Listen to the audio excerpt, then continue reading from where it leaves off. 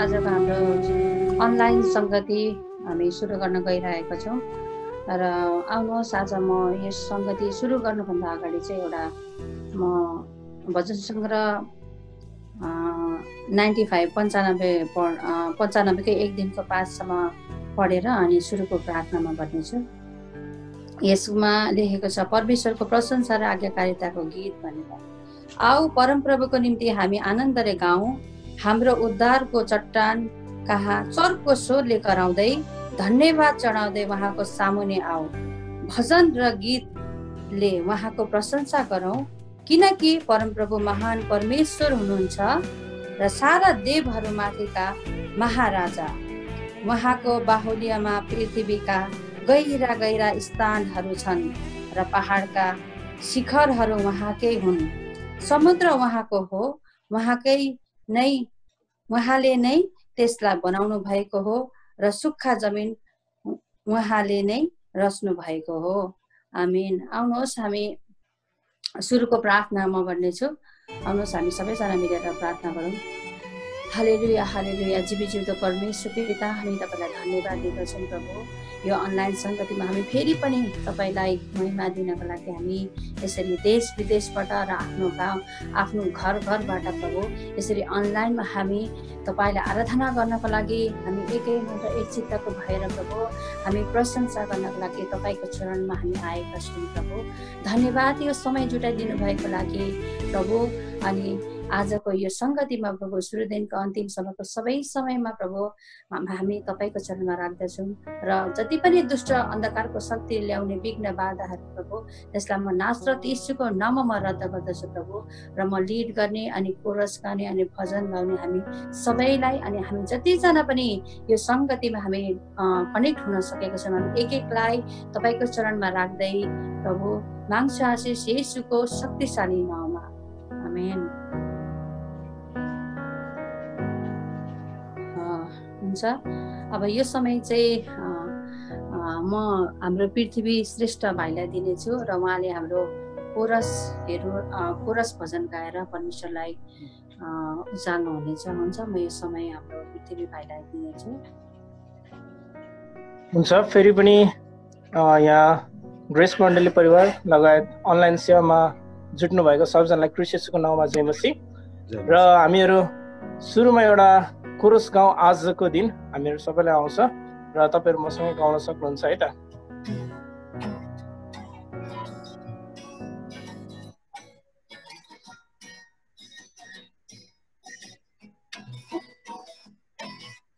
आजको दिन उनले सिर्जेका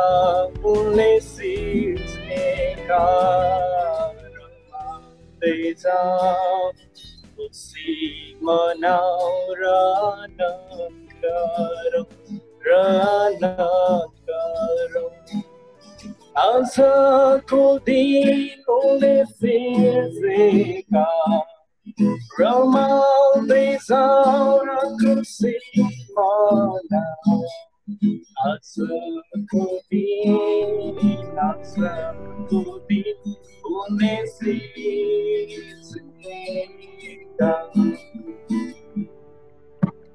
हुन्छ। साथै आजको यस दिनलाई हाम्रो प्रभुले सृजना भएको हाम्रो निम्ति हामीहरू एकचोटि हाम्रो बाइबल पल्टाउने छौँ र साथै एकछिन हामी परमेश्वरलाई धन्यवाद चढाउने छौँ। हामीहरूले यूहन्ना 10 अध्यायलाई हेर्नेछौँ। यसघडी तपाईँहरूसँग बाइबल छ भने पल्टाउनु होला। म हजुरहरूको निम्ति अध्ययन गर्नेछु। हामीले यूहन्ना 10 को शीर्षकमा चाहिँ यस्तो असल गोठालो भनेर लेखिएको छ र यहाँनिर हामीले हेर्छौँ भने यूहन्ना 10 को 14 मा हेरौँ, त्यहाँ यसरी लेखिएको छ, म असल गोठालो हो, म आफ्नो भेडाहरूलाई चिन्छु अनि मेरा भेडाहरूले मलाई चिन्छन्। जसरी पिताले मलाई चिन्नुहुन्छ म पितालाई चिन्दछु अनि म भेडाहरूको लागि आफ्नो प्राण अर्पण दिन्छु। साँच्चै यहाँनिर भने जसरी नै आज यीशु ख्रीष्ट जब संसारमा आउनु भएको थियो र उहाँ चाहिँ एउटा असल गोठालोको रूपमा आउनु भएको छ र आज हामीहरूलाई एउटा भेडाको रूपमा चाहिँ उहाँले प्रस्तुत गर्दै हुनुहुन्छ र हाम्रो सबै कुरा चाहिँ उहाँलाई थाहा छ र उहाँले हाम्रो सबै कुरामा चाहिँ आफूले सहायता गर्नुहुन्छ र सबै कुरामा उहाँ फिक्री गर्नुहुन्छ र त्यसै गरी नै उहाँले प्रत्येकलाई चिन्नुहुन्छ। हामीलाई थाहा छ जब 100वटा भेडामा एउटा भेडा हराउँदछ तब त्यो एउटा भेडामा जसरी गोठालो चिन्तित हुँदछ हामी प्रत्येकको निम्ति उहाँ चिन्ता गर्नुहुँदछ। यस कारणले गर्दाखेरि हामीहरूको निम्ति असल गोठालो चाहिँ प्रभु येशू नै हुनुहुन्छ र आज उहाँकै नाउँमा यहाँ हामी भेला भएका छौँ। हामी एकछिन कुनै परमेश्वरलाई उचाल्नेछौँ, उहाँको जय जयकार गर्नेछौँ र आजको सेवालाई अझ अगाडि लानेछौँ। हामी यस घडी चाहिँ जय होस् येशू राजाको मुक्तिदाताको भन्ने चाहिँ भजन गाउनेछौँ। अनि यो सँगै हामी एकछिन स्तुति प्रशंसामा बस्नेछौँ।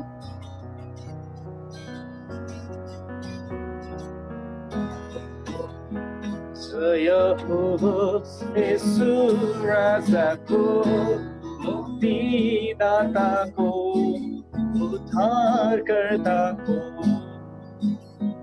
जय होस् येशू राजाको मुक्तिदाताको उद्धारकर्ताको।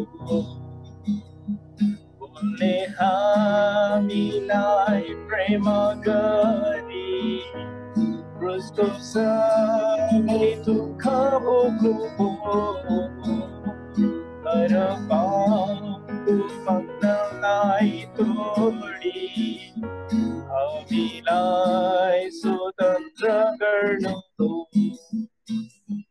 जय होस् येशू राजाको मुक्तिदाताको उद्धारकर्ताको। जय होस् येशू राजाको मुक्तिदाताको उद्धारकर्ताको। पुरानो जीवन सब भुली नयाँ जीवन क्रिस्मा जिउनेछु। पिताको हर प्रतिज्ञालाई सम्झी क्रिस्टको बाइलोमा बचाउनेछु। जय होस् येशू राजाको मुक्तिदाताको उद्धारकर्ताको। जय होस् येशू राजाको मुक्तिदाताको उद्धारकर्ताको। तपाईको दया जीवन भन्दा श्रेष्ठ, तपाईको दया जीवन भन्दा श्रेष्ठ। धन्यको भन्छु स्तुति म गर्छु, तपाईको दया जीवन भन्दा श्रेष्ठ। सेवा गर्छु प्रभु सारा हृदयले, सेवा गर्छु प्रभु सारा हृदयले। धन्यको भन्छु स्तुति म गर्छु, तपाईको दया जीवन भन्दा श्रेष्ठ। हात उचाल्दछु तपाईको नाउँमा, हात उचाल्दछु तपाईको नाउँमा। धन्यको भन्छु स्तुति म गर्छु, तपाईको दया जीवन भन्दा श्रेष्ठ। साँच्चै परमेश्वर पिता तपाईँ दयाभन्दा श्रेष्ठको परमेश्वर पिता हुनुहुन्छ। आज स्वर्ग र पृथ्वीमा विराजमान हुने तपाईँ हुनुहुन्छ। साँच्चै तपाईँ आज असल गोछालो हुनुहुन्छ परमेश्वर पिता। आज मानिस जातिलाई प्रेम गर्ने तपाईँ हुनुहुन्छ, फिक्री गर्ने तपाईँ हुनुहुन्छ। जसरी एउटा गोछालोले आफ्नो भेडाहरूको फिक्री गर्दछ, उसलाई चाहिने सबै आउने खतरादेखि जोगाउँदछ र साँच्चै नै उसलाई आउने कष्टदेखि त्यो सबै कुराबाट बचाउँदछन्। त्यसै गरी परमेश्वर आज संसारका मानिसको निम्ति तपाईँ ज्योति हुनुहुन्छ, संसारका मानिसको निम्ति तपाईँ रोटी हुनुहुन्छ, संसारका मानिसको निम्ति मुक्तिदाता तपाईँ मात्र हुनुहुन्छ। यस कारणले हामी तपाईँलाई धन्यवाद दिँदछौँ। आज साँच्चै नै आज यो पृथ्वीको सुरुदेखि अन्तसम्म रहने पिता तपाईँ हुनुहुन्छ। तपाईँलाई हामी अल्फा र ओमेगाका परमेश्वर भनेर चिन्दछौँ परमेश्वर। साँच्चै नै आज हामीहरूलाई बनाउनुको उद्देश्य तपाईँसँगको सङ्गति गर्नको निम्ति हो, तपाईँको प्रशंसा गर्नुको निम्ति हो। तपाईँले दिनुभएको यावत थोकको आदर गर्नको निम्ति हो परमेश्वर। यस कारणले गर्दाखेरि आज सृष्टिकर्ता परमेश्वरले चिनेका छौँ। यस गरी हामी तपाईँलाई धन्यवाद दिँदछौँ। हामी तपाईँलाई धन्यवाद नदिबस्न सक्दैनौँ परमेश्वर, किनभने तपाईँको वचन भनेको छ यदि तिमीहरूले मलाई धन्यवाद दिनौ भने यो भित्ताले, यो ढुङ्गाले, यो पहाडले पनि मेरो प्रशंसा गर्दछ। यस कारण परमेश्वर सबै कुरामा विराजमान तपाईँ नै हुनुहुन्छ। हालेलुया, हालेलुया, हालेलुया। सर्वज्ञानी सर्वव्यापी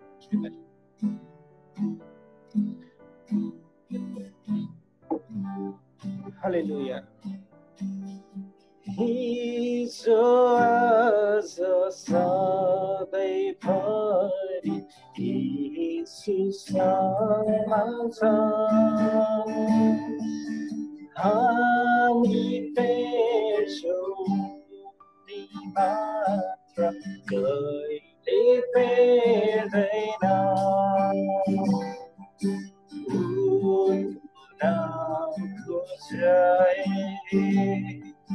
उनको नामको जय हामी फेर्छौँ उनी मात्र कहिले फेर्दैन। साँच्चै नै परमेश्वर तपाईँ सदा सर्वदा यथा स्थितिमा रहने परमेश्वर हुनुहुन्छ र साँच्चै हामी यस गरी धन्यवाद दिँदछौँ। यो मण्डली मिलेर तपाईँलाई उचाल्न पाएका छौँ। साँच्चै आज संसार एउटा कठिन परिस्थितिमा छ। संसारका मानिसहरू बेचैन छन्। आज संसारमा विभिन्न कुराले ग्रसित बनाएको छ। संसारमा हेर्छौँ शैतानले चारैतिर ढाकेको छ परमेश्वर र आज हामी तपाईँको जन तपाईँमा रमाउन पाएका छौँ। यस्तो कष्टित परिस्थितिमा तपाईँमा खुसी हुन पाएका छौँ, आनन्दित हुन पाएका छौँ, तपाईँको नामलाई उचाल्न पाएका छौँ। आज हामी विभिन्न देशमा छौँ तर एउटै मन, एउटै हृदयबाट एउटै परमेश्वरलाई पुकार्न पाएका छौँ। साँच्चै नै परमेश्वर हामीले चढेको स्थिति प्रशंसामा तपाईँ विराजमान हुनुहोस्। चढ्दछु जीवित जुत्तो परमेश्वर ख्रीष्टको नाममा, आमेन। हुन्छ, हजुरहरूले मसँग आमेन गर्नुभयो होला र ओके म यहाँ देखिरहेको छु हामीहरूसँग हुन्छ 17 जना जोड्नु भएको रहेछ। म हजुरहरूको निम्ति एउटा नेपाली गीत ल्याएर आएको छु है। हजुरहरू कतिले सुन्नु भएको होला, कतिले सुन्नु भएको छैन होला। सुन्नु भएको छ भने गाउनुहोस् मसँगै, सुन्नु भएको छैन भने म गाउनेछु। तपाईँहरूले योबाट आशिषित हुनुभएको छ है त।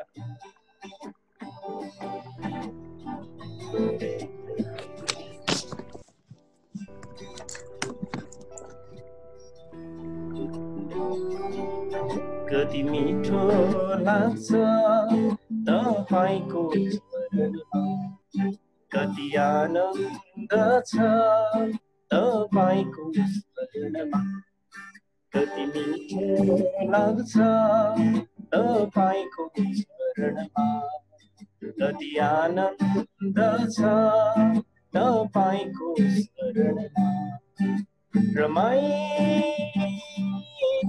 लाग्छ, रमाइलो लाग्छ तपाईँसँगको यो सम्बन्धमा, तपाईँसँगको यो सम्बन्धमा, कति मिठो लाग्छ तपाईँको शरणमा, कति आनन्द छ तपाईँको शरणमा। मेरो मनको धुन बनाए येशूलाई, गीत गाइरहन चाहन्छु। मेरो मनको धुन बनाए येशूलाई, गीत गाइरहन चाहन्छु। प्रेमन पाखामा गुन्जाउँछु तिम्रै नाउँ, सुसेल्दै मन पाखामा गुन्जाउँछु तिम्रै नाउँ। दसैँमा नचाउँदै उचाल्ने छु म येशू नाउँ, दसैँमा नचाउँदै उचाल्ने छु म येशू नाउँ। कति मिठो लाग्छ तपाईँको चरणमा, कति आनन्द छ तपाईँको शरणमा, कति मिठो लाग्छ तपाईँको चरणमा। कति आनन्द छ तपाईको शरणमा। हुन्छ, साँच्चै कति मिठो लाग्छ तपाईको चरणमा, कति आनन्द छ तपाईको शरणमा। साँच्चै आज परमेश्वरको शरणमा जानु चाहिँ एकदमै आनन्दित कुरा हो र यो अवसर दिनुभएको निम्ति परमेश्वरलाई सर्वप्रथम धन्यवाद। यसै गरी ग्रेस मण्डली र हाम्रो पास्टरबा रमेश मैनालीज्यूलाई पनि धन्यवाद। त्यसै गरी सम्पूर्ण विश्वासीलाई मेरो फेरि पनि जय मसीह र म समय सञ्चालकज्यूलाई दिन चाहन्छु। जय मसीह। धेरै धेरै धन्यवाद हाम्रो पृथ्वी भाइलाई, एकदमै राम्रो हामीलाई भजन कोरस अनि परमेश्वरको आराधना गर्नमा नजिकमा लिएर जानुभयो। उहाँको जीवनमा यसरी नै परमेश्वरको नजिक अझै नजिकतामा हुनुहुन्छ नै, तर अझै पनि परमेश्वरको नजिकतामा उहाँको जीवन गएको होस् र उहाँको परिवारमा सबैजनाको त्यस्तै जीवन प्रभुको नजिकतामा गएको होस् भनेर हामी आशिष बोल्दछौँ उहाँको जीवनमा। धन्यवाद भाइ, एकदमै राम्रो हामीलाई यो भजन कोरस गाएर तपाईँले आशिषित गराउनु भयो।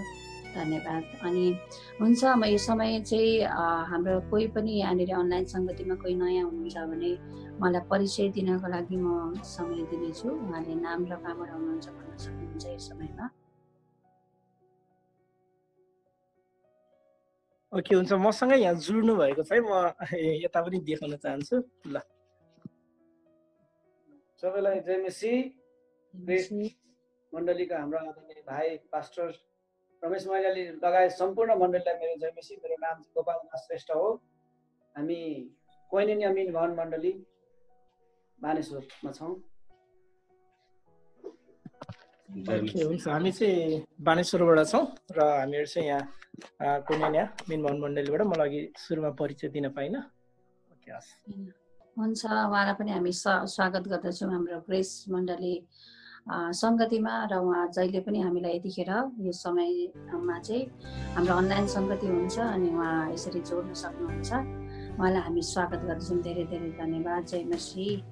अनि आउनुहोस्, अब यो समय चाहिँ हाम्रो प्रार्थना हाम्रो वचनको समय भएको छ र आउनुहोस् यसको लागि म प्रार्थना गर्नको लागि चाहिँ हाम्रो सुजुलाई यो समय दिनेछु। वचनको लागि प्रार्थना गरिदिनुहोस्। हुन्छ, आउनुहोस् हामी वचनको लागि हामी प्रार्थना गर्नेछौँ।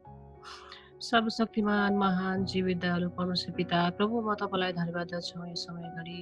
साँच्चै नै यो बिहानीको समय फेरि हामीलाई यसरी प्रभु हामी ग्रेस नेपाली मण्डली लगायत प्रभु नेपालदेखि विश्वका सबै ठाउँहरूदेखि प्रभु अनि यसरी हामीलाई प्रभु अनलाइन मार्फत एकजुट भएर तपाईँको वचन सुन्ने, तपाईँको सङ्गति गर्ने यो मौका दिनुभएको छ पिता। तपाईँलाई धन्यवाद दिन्छौँ।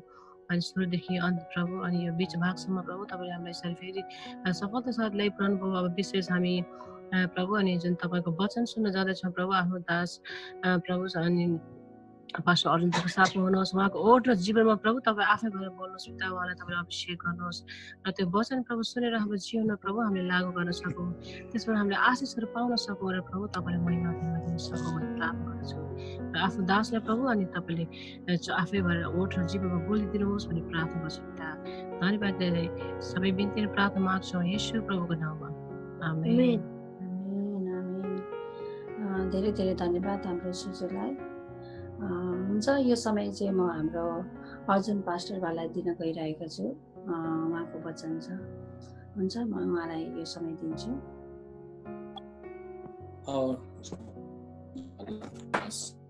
सबैलाई जय मसीह। जय मसीह।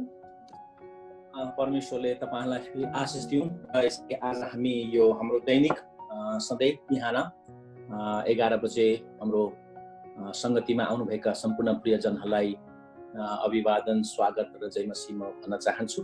र आज विशेष गरी वचन मेरो थिएन, वचन हाम्रो पास्टर निको दाईको थियो र आकस्मिक उहाँले वचन बाँड्न नसकेको हुनाले भाइ रमेशले मलाई भन्नुभयो दाई वचन तपाईँले नै बाँड्नुहोस् भनेर। र यो हामी अगुवाहरूको निम्ति एउटा ठुलो च्यालेन्ज छ कि हामी हर बखत प्रभुको वचन बाँड्नलाई तयार हुनुपर्छ। तर खालि के भन्दाखेरि हामी जब वचन बाँड्ने नै ठुलो कुरा होइन, वचन बाँड्नुभन्दा अगाडि हामी विशेष गरी हामी परमेश्वरसँग आशीर्वाद माग्छौँ। परमेश्वरको आत्माबाट त्यो वचन बाँडियोस् र विशेष गरी त्यो वचनद्वारा म आफैले खारिने, आशिष हुने र अरूलाई पनि आशिष दिने कुरा हुँदछ। त्यसले गर्दाखेरि वचन बाँड्नु नै ठुलो कुरा होइन, तर त्यो वचनलाई जब हामी आत्मा साथ प्रार्थना साथ हामी जब तयार पार्छौँ त्यो वचनमा परमेश्वरको एक प्रकारको शक्ति परमेश्वरले दिनुहुन्छ र सुन्ने र सुनाउने दुईलाई नै आशिषमय हुँदछ। र यसले गर्दाखेरि हाम्रो यो व्यक्तिगत जीवनमा हाम्रो बाइबल अध्ययन गर्न, प्रार्थना गर्न, यसले हामीलाई धेरै नै प्रभुको नजिक ल्याउँदछ। र जब यस्तो अवस्था पर्दाखेरि हामी तयार भएर परमेश्वरको वचनलाई हामी बाँड्न सक्छौँ। हामी आज परमेश्वरको वचन यूहन्ना रचित सुसमाचार हामी 15 अध्यायलाई हामी हेर्नेछौँ र हामीले यसैबाट नै हाम्रो यो बाइबल अध्ययन हामीले गरिरहेका छौँ। र यो भोलि अब हाम्रो बाइबल अध्ययनको अन्तिम समय छ, 7औं हप्ता हामी सक्नेछौँ। त्यसपछि अब हामी कुन चाहिँ पुस्तकलाई जाने भन्ने बारेमा हामी छलफल गरेर तपाईँहरूको बिचमा हामी बाइबल अध्ययनतिर आउनेछौँ। हुन्छ, हामी यूहन्ना रचित सुसमाचार 15 अध्यायको 1 देखि लिएर हामी 11 सम्म हेरौँ है त। यहाँ यसरी लेखिएको छ, साँचो दागको बोट म हुँ र मेरा पिता किसान हुनुहुन्छ। ममा हुने प्रत्येक हाँगा जसले फल फलाउँदैन उहाँले छाट्नुहुन्छ र फल फलाउने हरेक हाँगालाई झन बढी फल फलोस् भनी उहाँले छिमल्नुहुन्छ। मैले तिमीहरूलाई भनेको यो वचनले तिमीहरू अघि नै शुद्ध भइसकेका छौ। ममा रह र म तिमीहरूमा रहन्छु।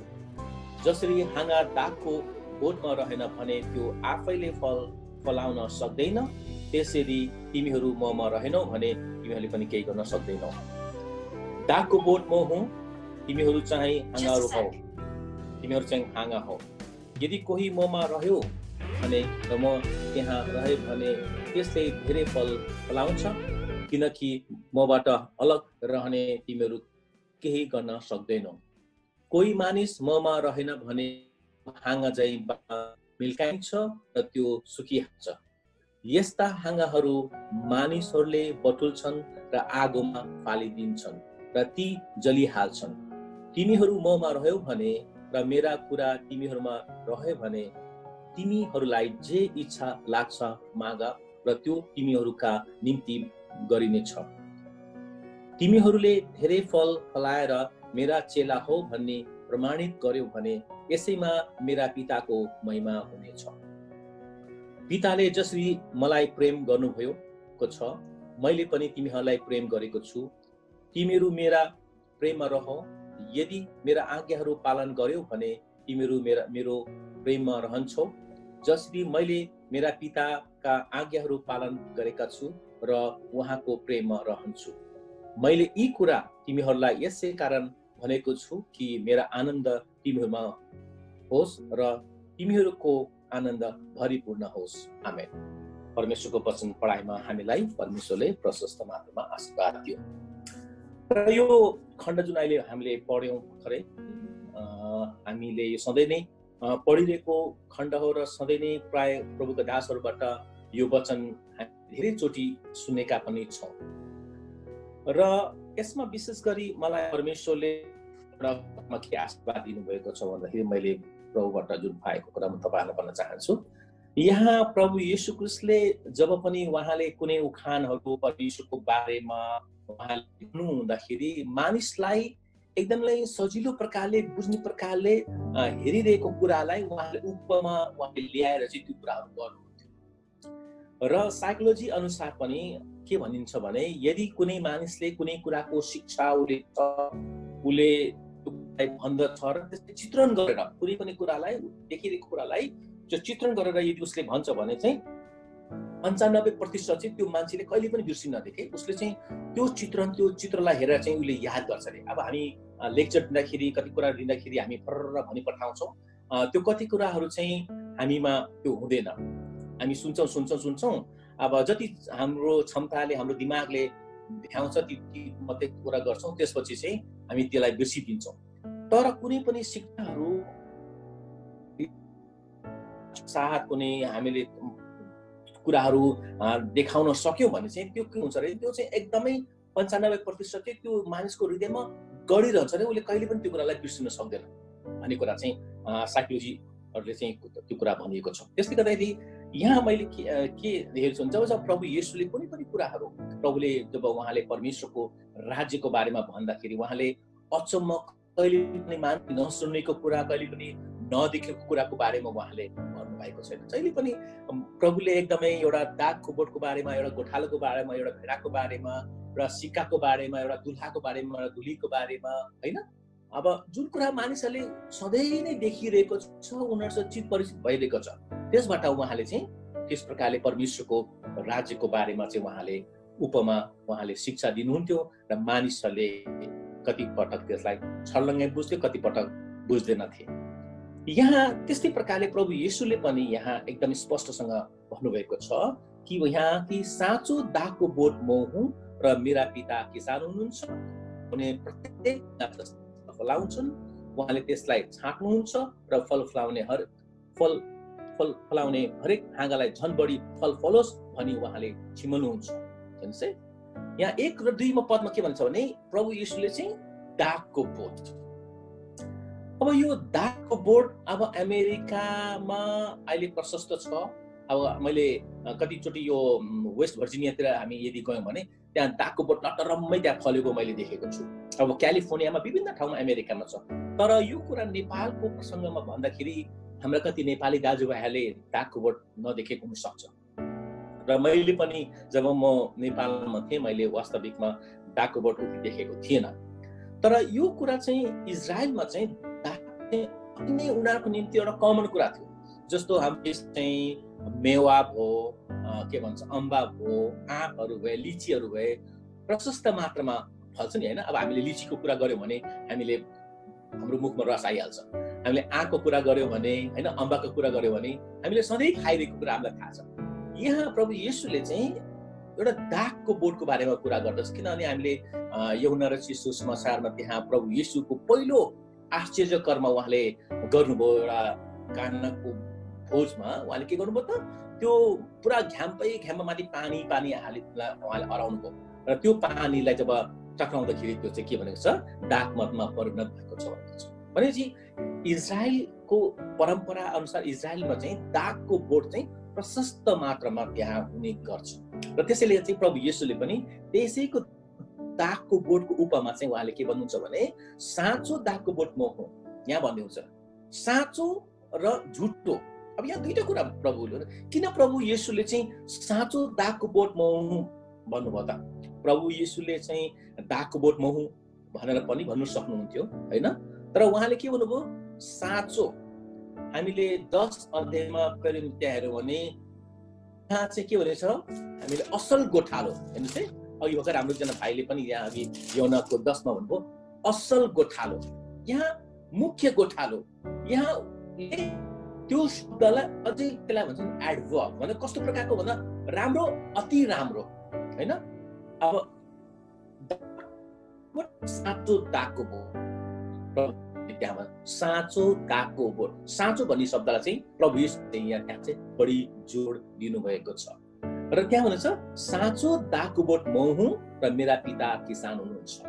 हेर्नुहोस् है, यहाँ प्रभु येशूले जहिले पनि उहाँले उपमा कुराहरू गर्दाखेरि पिता परमेश्वरसँगको सम्बन्धलाई उहाँले चाहिँ देखाउनुहुन्छ। किनभने हामी यूहन्ना रचित सुसमाचारको सुसमाचारमा हामी के हेर्छौँ भने प्रभु येशू ख्रीष्ट स्वयं यस संसारमा मानव रूपमा आउनुभयो। उहाँ सम्पूर्ण रूपमा उहाँ मानव हुनुहुन्थ्यो, तर उहाँ सम्पूर्ण रूपमा ईश्वर पनि हुनुहुन्थ्यो। उहाँको ईश्वरत्व चाहिँ हामी धेरै पटक त्यो झल्केको हामी यूहन्ना रचित सुसमाचारमा हामी पाउँदछौँ र यूहन्नाले त्यसैको निम्ति पनि उहाँले देखाउनु भएको छ कि येशू ख्रीष्ट परमेश्वरको पुत्र परमेश्वर चाहिँ मानव रूपमा देहधारी भएर आउनुभयो भन्ने बारेमा चाहिँ त्यहाँ भनिएको छ। यहाँ भन्दछ प्रभु येशूले साँचो दागको बोट म हुँ र मेरा पिता किसान हुनुहुन्छ। ममा हुने प्रत्येक हाँगा जसले फल फलाउँदैन उहाँले त्यसलाई छाट्नुहुन्छ र फल फलाउने हरेक हाँगालाई झन् बढी फल फलोस् भन्ने उहाँले चिम्मल्नुहुन्छ। यहाँ दुईटा शब्द छ, छाट्ने र छिमल्ने कुरा। हेर्नुहोस् है, अब यो चाहिँ अलिकति यो जसले बगैँचा फुलफुलहरू बुट्नोलोजीहरू उहाँले यो शब्द छाट्ने र छिमल्ने कुरा आउँदछ प्रिय। अब हामी पनि खेती किसानी नै हौ। हामी जब हाम्रो त्यहाँ हामी धान रोप्छौँ, हामी मकै रोप्छौँ, गहुँ रोप्छौँ, जब गहुँको बाली माथि आइसकेपछि हामी टाइममा गएर चाहिँ के गर्छौँ त, हामी त्यहाँ गएर चाहिँ के गर्छौँ त, त्यहाँ अरू कुनै घाँसहरू छाट्छौँ त्यसलाई, होइन? कुन घाँसहरूलाई हामी त्यसलाई फालिदिन्छौँ। तर यदि कुनै बोटमा चाहिँ फल फल्दैछ भने त्यो फल त्यो हाँगामा अझै फल फलोस् भनेर के गर्छ भने त्यहाँ चाहिँ त्यसलाई छिमल्दछ। त्यो छिमल्दाखेरि के हुँदो रहेछ भने त्यो हाँगामा अझै फल फल्ने चाहिँ त्यहाँ चाहिँ धेरै सम्भावना हुँदो रहेछ। यो एउटा मैले अलि यो के भन्छ दागको बोटको बारेमा र किसानको बारेमा कुरा गर्दैछु। अब यसको आत्मिकी रहस्य आत्मिक आशिष त्यो म पछि तपाईँलाई भन्छु।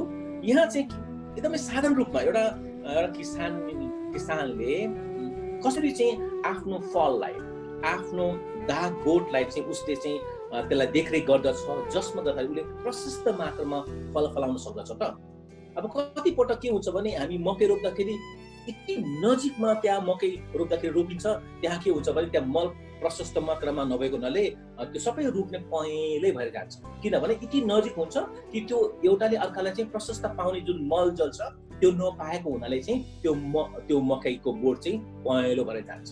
तर जसले चाहिँ सही प्रकारले जतिको मात्रामा हुनुपर्ने हो त्यहाँ जतिको मलजल हुनुपर्ने त्यो यदि त्यो मलिलो भूमि छ र त्यहाँ रोपिन्छ भने चाहिँ त्यो ठाउँमा चाहिँ प्रशस्त मात्रामा चाहिँ के हुन्छ त त्यहाँ चाहिँ उब्जनी हुँदछ र त्यो ठाउँ उर्वरा भए तापनि यदि त्यहाँ सही प्रकारको यदि मलजल गर्न सकेन भने चाहिँ त्यहाँ चाहिँ प्रशस्त मात्रामा चाहिँ फल फलाउन सक्दैन। यहाँ प्रभु यीशु ख्रीष्टले के भन्नुहुन्छ भने साँचो दागको बोट म हुँ र मेरा पिता किसान हुनुहुन्छ। ममा हुने प्रत्येक हाँगा जसले फल फलाउँदैन उहाँले त्यसलाई छाट्नुहुन्छ। अब छाटेर चाहिँ त्यसलाई फालिदिनुहुन्छ र फल फलाउने हरेक हाँगालाई उहाँले छिमल्नुहुन्छ। प्रिय अब यसलाई हामी आत्मिक रूपमा हामी हेरौँ भने यहाँ के भन्नु खोजेको भने परमेश्वरले आज तपाईँ र म जुन प्रभु यीशु ख्रीष्ट मेरो मुक्तिदाता मेरो प्रभु हुनुहुन्छ र जसले मेरो पापलाई उहाँले मेरो सबै कुरालाई धोइदिनु हो, म निष्कलङ्क भएको छु, उहाँद्वारा मेरो पाप क्षमा भएको छ। प्रभु यीशुमा मैले अब अनन्त जीवन पाएको छु र अब म मरे पनि म स्वर्ग जान्छु भन्ने दृढ निश्चय विश्वास हामीमा रहनु पर्छ। हाम्रो एकजना मेरो अङ्कल युक्तमान गुरुङले उहाँले एउटा भजन लेख्नु भएको छ कि म भन्न सक्छु म स्वर्ग जान्छु यीशुलाई पाएर। हेर्नुहोस् है, यो एउटा असल प्रभु यीशुलाई विश्वास गर्ने विश्वासीको विश्वासको निश्चयता हो कि म भन्न सक्छु म स्वर्ग जान्छु यीशुलाई पाएर। आज हामी हरेक इसाईले यो दृढ साथ कति पनि त्यसमा हामीले नराखिकन यो निश्चयता हामीले लिन सकेका छौँ कि प्रभु यीशुलाई मैले पाएको छु, मैले विश्वास गरेको छु, मेरो पाप क्षमा भएको छ र म चाहिँ अवश्य नै 100% चाहिँ म मरेपछि म स्वर्ग जान्छु। यो एउटा साँचो विश्वासीको चाहिँ विश्वासको निश्चितता हो। यहाँ प्रभु यीशु ख्रीष्टले पनि त्यही भनिदिनुहुन्छ कि यदि कोही उहाँमा राम्रोसँग फल फलाउँछ, उहाँमा रहन्छ भने त्यसले फल फलाउ भन्ने चाहिँ के भन्छ है, छिमल्नुहुन्छ। हाम्रो जीवनमा जब प्रभु यीशुलाई आइसकेपछि हामीलाई धेरै संसारका हाम्रो दैनिक बानी बेहोराबाट हामीलाई त्यस कुराले के गर्छ त हामीलाई अलमल्याउने प्रयास गर्दछ। मेरो सिनियर पास्टर लालसिंह गुरुङ उहाँले एउटा कुरा गर्नुहुन्थ्यो, उहाँले भन्नुहुन्थ्यो हेर बाबु बप्तिस्मा दिने बारेमा विशेष गरी हाम्रो पद्मा आन्टीलाई थाहा छ होला, उहाँले के भन्नुहुन्थ्यो भने हेर बाबु म तिमीलाई गाड्न गइरहेको छु कि अब तिमी यदि मरेका छैनौ भने त तिमी त पत्र हुन्छौ, त्यसले गर्दाखेरि तिमी मरेको छौ कि छैन भनेर भन्नुहुन्थ्यो कि। अब कति मान्छेले त अब उहाँले भनेको के भन्नु खोजेको उहाँ बुझ्नुहुन्थ्यो, मान्छे होइन के भन्नु होला हाम्रो पास्टरले अब गाड्छु भन्नुभएको छ, यदि मरेको छन् पत्र हुन्छ पनि भन्नुभएको छ भनेर भन्नुहुन्थ्यो कि। उहाँ अब आर्मीको मान्छे, उहाँ एकदमै स्ट्रेट फरवर्ड।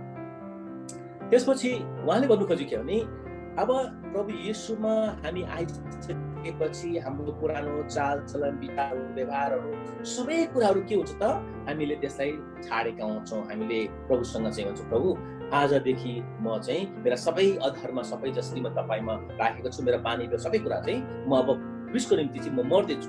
त्यो बप्तिस्मा लिनु भनेको एउटा चिन्ह त्यो पनि हो कि अब म क्रिस्टमा म मर्दैछु र मेरा सबै बानी बेहोराहरू सबै नै के हुन्छ अब यसलाई गाड्दैछु। जब मान्छे मरिसकेपछि त्यसलाई गाड्दा के हुन्छ, त्यो छटपटिँदैन होइन, त्यसलाई केही पनि कुनै असरै हुँदैन किनभने त्यो चाहिँ मरेको हुन्छ। भने कस्तो चाहिँ यदि आज हामी संसारको लेखी हाम्रा नराम्रो बानीको लेखी हाम्रा जति पनि कुराहरू क्लियर गर्ने कि यदि हामी मरेका छौँ भने हामीलाई केही पनि हुँदैन, त्यसले केही असरै पार्दैन। र यहाँ प्रभुले त्यही भन्नुहुन्छ यदि हामी उहाँमा छौँ र हामी अझै फल फलोस् भने चाहिँ हामीलाई उहाँले छिमल्नुहुन्छ। अर्को कुरा चाहिँ याकुबको पत्रमा त्यहाँ हेऱ्यौँ भने त्यहाँ भनेर छ भने परमेश्वरले हामीलाई कहिले पनि परीक्षामा ल्याउनु हुँदैन, तर हाम्रो विश्वासको जाँच गर्नुहुन्छ। यो परीक्षा र यो जाँच भन्ने कुरा चाहिँ हामीले बुझ्नु, नेपाली शब्दमा, इङ्ग्लिसमा चाहिँ त्यसलाई टेम्पटेसन भन्छ र टेस्ट भन्छ।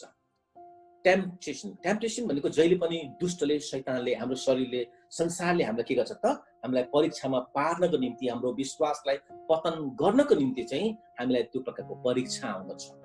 तर जाँच भनेको कुरा के भने हाम्रो विश्वासलाई अझै दरिलो बनाउनको निम्ति प्रभु परमेश्वरले पनि जब अब्राहमलाई उहाँले आफ्नो कुलबाट निकाल्नु भयो र भन्नुभयो म त निस्किआइज र म तँलाई देखाउने देशमा तँ जा, उहाँ जानुभयो।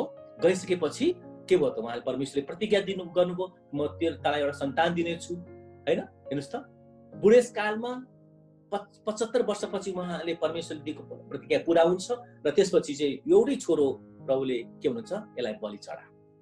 हामी के हेर्छौँ, उनले केही प्रश्न नगरिकन उसले आफ्नो छोरो इसहाकलाई लिएर चाहिँ त्यहाँ पर्वतमा माथि डाँडामा गएर बलि दिनुहुन्छ। यसले चाहिँ हाम्रो विश्वासलाई दरिलो बनाउनुको निम्ति, तपाईँ र म प्रभु येशूमा हाम्रो विश्वास कतिको दरिलो छ। अब सानो कुराले हामी अलिकति मन निराश भएर, हतोत्साहित भएर, अब कहिले कहिले के हुन्छ भने प्रिय मण्डलीमा सानो चित्त दुखाइदिन्छ। त्यो फल्नाले मलाई भन्ने, अब म जाँदै जान्न, त्यो चर्चमा म जाँदैन, त्यो पास्टरले मलाई यस्तो भन्ने, अब म जाँदै जान्न भनेर मान्छेले गुनासो पोखाएर चाहिँ ऊ चर्च जानै छाड्छ, उसले बाइबल पढ्नै छाड्छ, प्रार्थना गर्नै छाड्छ र ऊ चाहिँ विश्वासदेखि हटिँदै जान्छ। के हुन्छ त भन्दाखेरि चाहिँ उसको जीवनमा उसले वास्तविक रूपमा परमेश्वरलाई उसले विश्वास गरेकै हुँदैन। तर यदि आज हामी परमेश्वरमा छौँ भने हाम्रा आत्माहरूले, हाम्रा हामीलाई हाम्रो राम्रोको खातिर उहाँले भनिरहेको हुन्छ र हामीले त्यसलाई अर्कै अर्थमा लिएर चाहिँ हामी गुनासो पोखाएर, हामी मन दुखाएर, चित्त दुखाएर यदि हिँड्यौँ भने चाहिँ हाम्रो जीवनमा त्यो प्रकारको आशिष हुँदैन। उहाँले परमेश्वरले हाम्रो विश्वासलाई दरिलो बनाउनुको खातिर उहाँले हामीलाई चिम्माउनु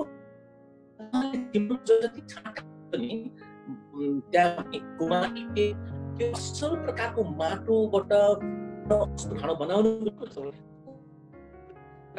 खुट्टाले कुल्चेर उगेर एकदम नरम प्रकारले बनाउँछ होइन। उहाँले बनाइसकेपछि बल्ल उसले फेरि त्यो चर्खामा राखेर चाहिँ उसले मजाको अब त्यहाँ घैटो बनाउने हो कि अब त्यो गमला बनाउने हो कि अब के उसले बनाउँछ, त्यो प्रकारको आकारको उसले त्यहाँ बनाउँदछ र त्यसपछि त्यो चाहिँ त्यहाँ चाहिँ के हुन्छ त, बन्द गर्छ। त्यसरी नै परमेश्वरले आज तपाईँ र मलाई यो संसारमा उहाँले असल प्रशस्त मात्रामा फल फलाउनको खातिर उहाँले के गर्नुहुन्छ त, तपाईँ र मलाई चाहिँ छिमल्नुहुन्छ। र त्यति छिमल्दाखेरि त्यतिखेर चाहिँ हामीले चाहिँ आफूलाई परमेश्वरमा चाहिँ बलियो राख्न सक्नुपर्छ। हामीले चित्त दुखाउनु हुँदैन, हामीले मन दुखाउनु हुँदैन। बाइबलमा भन्छ नि, प्रभुले भन्नुहुन्छ त्यो मानिस धन्यको जसले मसँग चित्त दुखाउँदैन। प्रिय प्रभु यसले भन्नुहुन्छ कि त्यो मानिस धन्यको जसले मसँग चित्त दुखाउँदैन भनेको आज हाम्रा दाजुभाइ दिदीबहिनी, हाम्रो इष्टमित्र, हाम्रो मण्डलीमा कुनै यदि हामीलाई त्यस्तो भनिहाले तापनि हामीले चित्त दुखाउँदैन, किनभने हाम्रो हृदय, हाम्रो विचार, हाम्रो सोच चाहिँ आज अरूभन्दा ठुलो हुनुपर्छ। हामीले प्रभु यीशुमा जसरी हाम्रो पापलाई प्रभुले केही सम्मान घिन्न मानिकन उहाँले हाम्रो क्षमा गर्नुभयो भने आज हाम्रो दाजुभाइ दिदीबहिनी इष्टमित्रले हामीलाई केही भनेको खण्डमा हामीले चित्त दुखायौँ भने त कुनै अर्थै हुँदैन, हैन? त्यसरी प्रभुले हाम्रो जीवनमा जब काम गर्नुहुन्छ त्यो प्रकारको समस्याहरू आउन सक्छ, त्यो प्रकारको एउटा हामीलाई हाम्रो बिचमा अन्योन्यता ल्याइदिँदछ, हाम्रो मनमा चाहिँ एउटा प्रकारको सानो कुराले हाम्रो शङ्का ल्याइदिन सक्दछ। त्यतिखेर हामीले के बुझ्नुपर्छ भने यो चाहिँ परमेश्वरले मेरो जीवनमा चाहिँ उहाँको काम हुनुको निम्ति उहाँले मलाई के गर्नुहुन्छ त, छिमल्दै हुनुहुन्छ। तर अर्को यहाँ के भनेछ भने उहाँले चाहिँ प्रत्येक खाला फल फलाउ भनेछ उहाँले त्यसलाई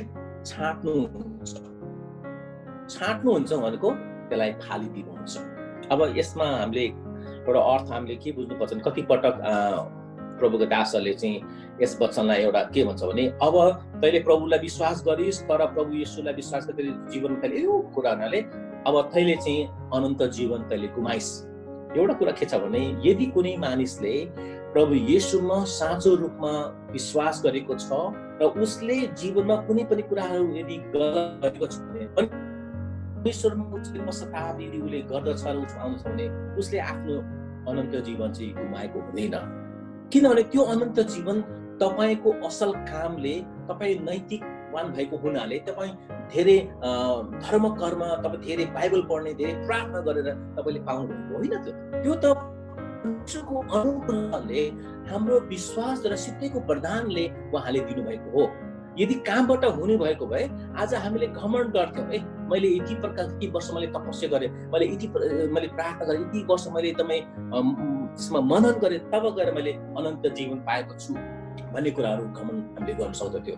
तर यहाँ चाहिँ के भनेको भन्दा यो कुरालाई हामीले जब बाइबलको पछाडिको खण्डलाई हेऱ्यौँ भने प्रभु येशू ख्रीष्टले चाहिँ यहाँ उहाँको चेलाहरू मध्येमा एउटा चेला यहुदी इस्करियोतीलाई चाहिँ यहाँ देखाउँदछ।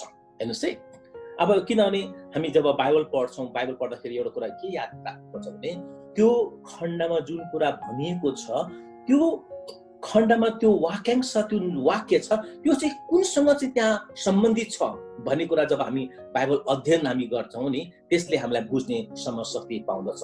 नत्र भने खालि एउटा मात्रै पद पढेर चाहिँ यदि हामीले त्यसलाई भन्छौँ भने चाहिँ त्यो चाहिँ गलत ठहरिन्छ। प्रिय, एकचोटि याद छ मणिपुरमा जब म त्यहाँ मिसन हस्पिटलमा चाहिँ म चाहिँ के थिएँ भने सन्डे स्कुलको सुपरिन्टेन्डेन्ट थिएँ र एक्सरे टेक्निसियन पनि थिएँ र त्यहाँ एउटा नेपाली चर्च थियो र त्यो नेपाली चर्चमा चाहिँ एकजना प्रभुको दासले वचन बाँड्नुभयो र भन्नुभयो कि प्रभुले भन्नुभएको छ तिमीले मेरो नाउँमा जे मागे पनि म दिन्छु भनेर भन्नुभएको छ।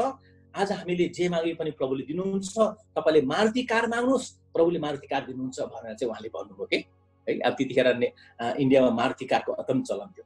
त मलाई भित्रबाट एक प्रकारको एकदमै अप्ठ्यारो लाग्यो होइन, उहाँले के भन्नुभएको, प्रभुले जे पनि माग म दिनेछु भनेर त भन्नुभएको छ, तर त्यसको अर्थ यो होइन कि हाम्रो विलासतामा, हाम्रो इच्छामा, याकुब पद के छ नि, तिमीले माग्दछौ, तिमीले बेढङ्गले मागेको हुनाले तिमीले पाउँदैनौ। हेर्नुहोस् है, अब हामीले प्रभुले दिन्छु भनेर हामीले हाम्रो आफ्नो शरीरको विलासताको निम्ति यदि माग्यो भने उहाँले दिनुहुन्छ त? दिनुहुन्न नि। उहाँले त्यो चाहिँ कुन चाहिँ प्रसङ्गमा भनिएको हो त भन्ने कुरा जब हामी बुझ्दैनौँ र त्यो शब्दलाई मात्रै विकार गरेर यदि हामी भन्छौँ भने चाहिँ त्यो चाहिँ अर्थको अनर्थ हुन जान्छ। त्यसले गर्दाखेरि जब हामी बाइबल अध्ययन गर्छौँ र कुनै पनि खण्डलाई हामी हेर्दाखेरि हामीले त्यसको ऐतिहासिक पृष्ठभूमि पनि हेर्छौँ, त्यो पद चाहिँ कुन चाहिँ पदसँग चाहिँ सम्बन्धित छ र त्यो पद प्रभु परमेश्वरले के भन्नु खोज्नु भएको भन्ने कुरा चाहिँ अलिकति विश्लेषण चाहिँ हामीले गर्न सक्नुपर्छ। त्यसले गर्दाखेरि बाइबलको सही अर्थ र सही कुरा चाहिँ हामी तब बुझ्न सक्छौँ र त्यसको अर्थ बुझेपछि हामीले आशिष पाउँछौँ र हामीले अरूलाई पनि आशिष दिन सक्छौँ। यहाँ प्रभु येशू ख्रीष्टले योभन्दा अगाडिले हामी हेऱ्यौँ भने त्यहाँ उहाँ माथिल्लो कोठामा उहाँले आफ्नो चेलाहरूलाई उहाँले बुढा धुनुभएको छ। इजरायलको चलन अनुसार पाहुनाहरू आएपछि के हुन्थ्यो त, उहाँले चप्पल खोलेर चाहिँ उहाँको त्यो खुट्टामा पानी हालिदिनु चलाउँथ्यो। तर त्यहाँ चाहिँ प्रभु येशूले त्यहाँ हरेक चेलाको चाहिँ गोडा धुनुभएको छ। गोडा धुनु हुँदाखेरि त्यहाँ यहुदी इस्करियोती पनि त्यहाँ हामी हेर्छौँ र यहुदी इस्करियोतीको हृदयभित्र त्यो पसिसकेको थियो, दुष्टात्मा पसिसकेको थियो कि प्रभु येशूलाई 30 चाँदीको सिक्कामा बेच्नको निम्ति।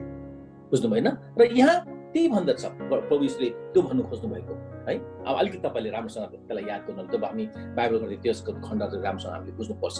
म तिमीमा जान्छु, मैले तिमीलाई भनेको वचनले तिमीहरू अघि नै शुद्ध भइसकेका छौ, ममा रह र म तिमीहरूमा रहन्छु। जसरी हाँगा दागको बोटमा रहेन भने त्यो आफैले फल फलाउन सक्दैन, त्यसरी तिमीहरू ममा रह्यौ भने तिमीहरूले पनि सक्दैनौ। यहाँ बाइबलमा एकदमै स्पष्टसँग भनिएको छ, एकदमै सजिलो, एउटा साधारण भन्दा साधारण मान्छेले पनि बुझ्ने भाषामा उहाँले भन्नुभएको छ कि यदि तिमी ममा रह्यौ भने हैन, र म तिमीमा भने जसरी दागको हाँगा दागको बोटमा रहेन भने त्यो आफैले फल फलाउन सक्दैन, त्यसरी तिमीहरू पनि ममा रहेन भने केही पनि गर्न सक्दैन। यदि आज तपाईँ र मैले प्रभु येशूमा नरहिकन कुनै पनि काम गर्न हामी प्रयास गर्छौँ, चेष्टा गर्छौँ भने त्यो कुनै पनि हालतमा चाहिँ त्यो चाहिँ आशिषमय हुँदैन। प्रिय, यो कुरा हामीले बुझ्नै पर्छ, किनभने बाइबलमा प्रभु येशूले किटानसँग भन्नुभएको छ एकदम सजिलो, जस्तो एउटा दागको बोटमा ती हाँगाहरू यदि रहेर बस्यो भने त्यो दागको बोटको हाँगामा प्रशस्त लटक्ने प्रकारको चाहिँ त्यहाँ अङ्गुरको फल चाहिँ त्यहाँ फल्न सक्दछ। त्यसरी नै आज तपाईँ र मेरो जीवनमा पनि परमेश्वरको प्रशस्त मात्राको आशिष यदि हामी पाउन चाहन्छौँ भने हामी कहिले पनि प्रभु येशू ख्रीष्टबाट चाहिँ अलग रहेर कुनै पनि काम गर्न सक्दैन। यो तपाईले विश्वास गर्नुस् अथवा नगर्नुस्, तपाईले मेरो यो वाक्यलाई मान्नुस् या नमान्नुस्, तर प्रभुको वचनले यो कुरा हामीलाई प्रष्टसँग भनेको छ कि यदि आज हामीले कुनै फल फलाउने हो, कुनै असल कुराहरू परमेश्वरको खातिर गर्ने हो भने आज तपाईको बलले, तपाईको ज्ञानले, तपाईको शिक्षाले यो कुरा गर्न सक्दैन। केवल एउटा कुराले मात्रै गर्न सक्दछ, त्यो हो परमेश्वरमा रहेर। यदि आज हामी परमेश्वरमा रहेर कुनै कुराहरू गर्छौँ भने परमेश्वरले त्यो सानो काममा पनि उहाँले धेरै ठुलो आशिष उहाँले दिनुहुन्छ। प्रिय बुझ्नु भएन? त्यसले गर्दाखेरि हामीले ठुलो काम गर्नु निम्ति ठुलो कुराबाट हामीले गर्न आवश्यक छैन। सानो काममा हामी प्रभुमा यदि रहेर हामीले त्यो कुरा गर्यौँ भने परमेश्वरले त्यो सानो कुरालाई नि प्रभुले विशाल रूपमा चाहिँ उहाँले के गर्नुहुन्छ, त्यसलाई आशिष फैलाउँदै उहाँले लान सक्नुहुन्छ। तर के हो भने चाहिँ त्यो चाहिँ तपाईँ र म चाहिँ प्रभु येशूमा अब रहन पर्यो। अब यसलाई अझै प्रभुले चाहिँ यसलाई अझै खोल्दै जानुभएको छ। 5 मा हेरौँ, दागको बोट म हुँ, तिमीहरू चाहिँ हाँगाहरू हौ। यदि कोही ममा रह्यो भने र म त्यसमा रहे भने त्यसले धेरै फल फलाउँछ, किनकि मबाट अलग रहेर तिमीहरूले केही पनि गर। फेरि प्रभुले भन्दै हुनुहुन्छ, हेरी दागको बोट मै हुँ, तिम्रो त हाँगा मात्रै हो। अब मानौँ कुनै पनि हाँगाले हैन त्यो बोटलाई तेरो मेरो कुनै सरोकार छैन, मेरो कुनै सम्बन्ध छैन, अब म आफ्नो प्रकारले म जिउँछु, आफ्नो प्रकारले म फल फलाउँछु यदि भन्यो भने त्यो हाँगाले त्यो दागको बोटसँग अलग रहेर केही गर्न सक्छ होला त? सक्दैन। मान्छेले भन्छ कस्तो मूर्ख यो, कसरी चाहिँ कुनै हाँगाहरू बोटबाट अलग भएर के गर्न सक्छ? केही पनि गर्न सक्दैन। केवल एउटा कुरा मात्रै हुन्छ, त्यो चाहिँ त्यो हाँगा चाहिँ सुकिहाल्छ। हैन भन्नुस् त? हामीले हाम्रो बोट बिरुवा, हाम्रो बारीमा जब कुनै पनि जब हाँगाहरू चाहिँ त्यसमा हुँदैन, त्यो चाहिँ बिस्तारै चाहिँ त्यो सुक्दै गएको हामी हेर्छौँ, त्यहाँ के देखिन्छ भने त्यो हाँगामा केही गडबडी छ, त्यसमा केही छ हैन। त्यहाँ चाहिँ केही कुराहरू हेर्दाखेरि भरे चाहिँ त्यहाँ त्यो हाँगा चाहिँ चर्केको हुन्छ, फुटेको हुन्छ र त्यो बोटसँग चाहिँ राम्रोसँग उसको सम्बन्ध नभएको हुनाले चाहिँ त्यो सुक्दै जान्छ र भरे गएर त्यो मालिकले चाहिँ त्यो हाँगालाई काटेर दाउराको निम्ति गर्दछ। त्यसरी आज तपाईँ र म यदि परमेश्वरमा हामी रहेका छौँ भने बाइबल भन्छ कि तिमीले चाहिँ प्रशस्त मात्रामा चाहिँ के हुन्छ, फल फलाउन सक्छौ। प्रशस्त मात्रामा। यदि तिमी ममा रहेनौ भने तिमीले केही पनि गर्न सक्दैनौ। हेर्नुहोस् यहाँ बाइबलमा प्रभु येशूले फेरि 4 मा त्यही कुरा 5 मा पनि उहाँले चाहिँ दोहोऱ्याएर भन्नुभयो। अब 6 मा भन्छ, कोही मानिस ममा रहेन भने त्यो हाँगा चाहिँ बाहिर मिल्काइन्छ र त्यो सुकिहाल्छ। यस्ता हाँगाहरू मानिसहरूले बटुल्छन् र आगोमा फालिदिन्छ र ती जलिहाल्छ। हेर्नुहोस् है, यहाँ के भन्दछ भने त्यो यहुदी स्कोरिटीलाई चाहिँ यो कुरा भन्दछ। यहुदी सँगसँगै 3 वर्षसम्म रहे। प्रभु येशूको शिक्षा, प्रभु येशूको जीवनशैली, प्रभु येशूको प्रार्थनाको जीवन, प्रभु येशूको ईश्वरत्व सबै कुराहरू उसले देखेका थिए। तर देख्दा पनि के गरे त उसले अन्तिममा प्रभु येशूलाई 30 वटा चाँदीको सिक्कामा उसलाई बेचिदिए। भनेको अर्थ चाहिँ के भने ऊ बाहिरी रूपमा मात्रै उसले प्रभुलाई पछाएको थियो, उसको अन्तरात्माले उसले भित्रबाट चाहिँ प्रभु येशूलाई चाहिँ विश्वास गरेको थिएन। त्यसैले चाहिँ आज यदि कुनै मानिस प्रभु येशूलाई विश्वास गर्छ त भन्छ, तर उसको जीवनमा प्रभु येशूलाई भित्र रूपमा यदि उसले विश्वास गरेको छैन भने यो मानिस पनि के हुन्छ त, उसले प्रभुबाट अनन्त जीवन पाएको हुँदैन। अब यसलाई जाँच्ने तपाईँ र म होइन। हामी कतिचोटि हामी चाहिँ न्यायकर्ताको रूपमा हामी खडा हुन्छौँ, त्यो फल्ना भाइ त्यो फल्ना बहिनी त कस्तो पापी कस्तो दुष्ट यो हामी भन्छौँ। यो एकदमै गलत हो। हामीले कहिले पनि कसैलाई हामीले जाँच्नु हुँदैन। बाइबलमा के भनेछ, जुन नापले तिमीले अरूलाई नाप्ने छौ त्यो नापले तिमीलाई पनि नापिनेछ। याद गर्नुहोस् है, मत्तीको मा भन्छ। यदि यसैले हामीले अरूलाई न्याय गर्ने होइन, न्याय गर्ने परमेश्वर हुनुहुन्छ। तर बाइबलले के भन्दछ भने यदि कुनै मानिस प्रभु त्यो हाँगामा यदि जोडेको छैन र त्यसलाई चाहिँ काटेर चाहिँ त्यसलाई फालिदिनेछ भन्छ। यहुदी स्कोरिटी 3 वर्षसम्म प्रभु येशू सँगसँगै थियो। प्रभु येशूका सबै कुराहरूलाई थाहा थिए, तर के थियो त, एउटा बाहिरी रूपमा मात्रै। उसको भित्रपट्टि चाहिँ उसको के थियो त, उसलाई धनको लोभ थियो। अब त्यो 30 वटा चाँदीको सिक्का त्यतिखेर अब उसको निम्ति ठुलो कुरा थियो प्रभु भन्दा पनि।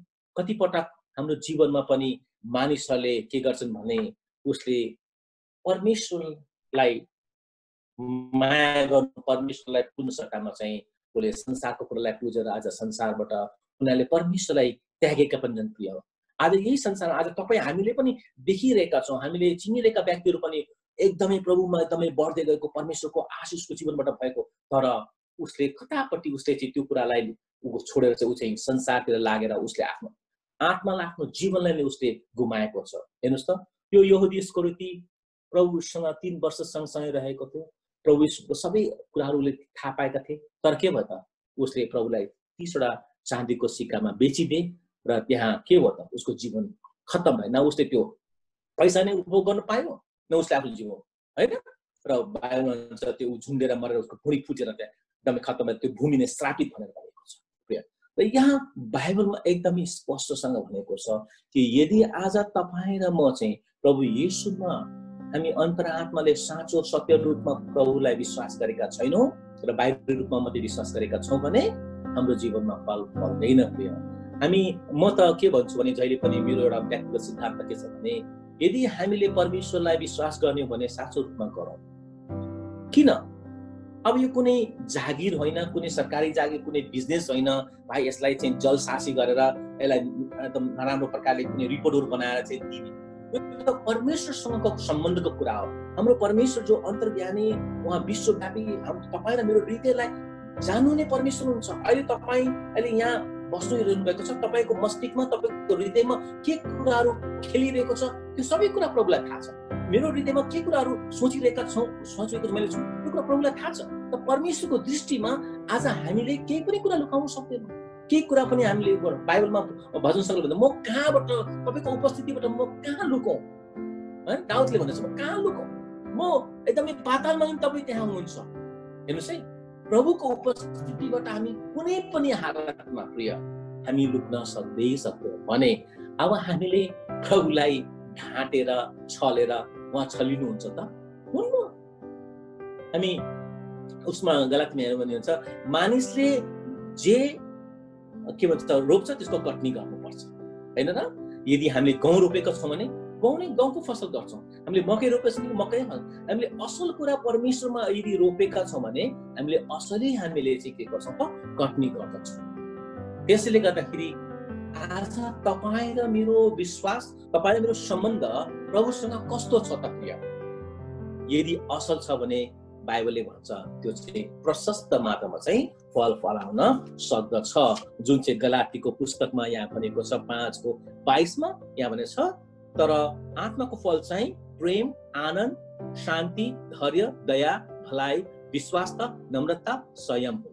हेर्नुहोस् है, यदि आज तपाईँ र म प्रभु येशूमा साँचो सत्य रूपमा हाम्रो सम्बन्धलाई चाहिँ जसरी दागको बोटमा त्यो हाँगा चाहिँ जोडिएर त्यो चाहिँ उसले प्रशस्त मात्रामा फल फलाउँदछ, त्यसरी नै आज तपाईँ र म पनि यदि परमेश्वरमा हामी जोडिएका छौँ, हाम्रो सम्बन्ध एकदमै प्रगाढ छ, दृढ छ भने हामी त्यो आत्मिक फलहरू 9वटा फलहरू चाहिँ हाम्रो जीवनमा चाहिँ देखा पर्दछ।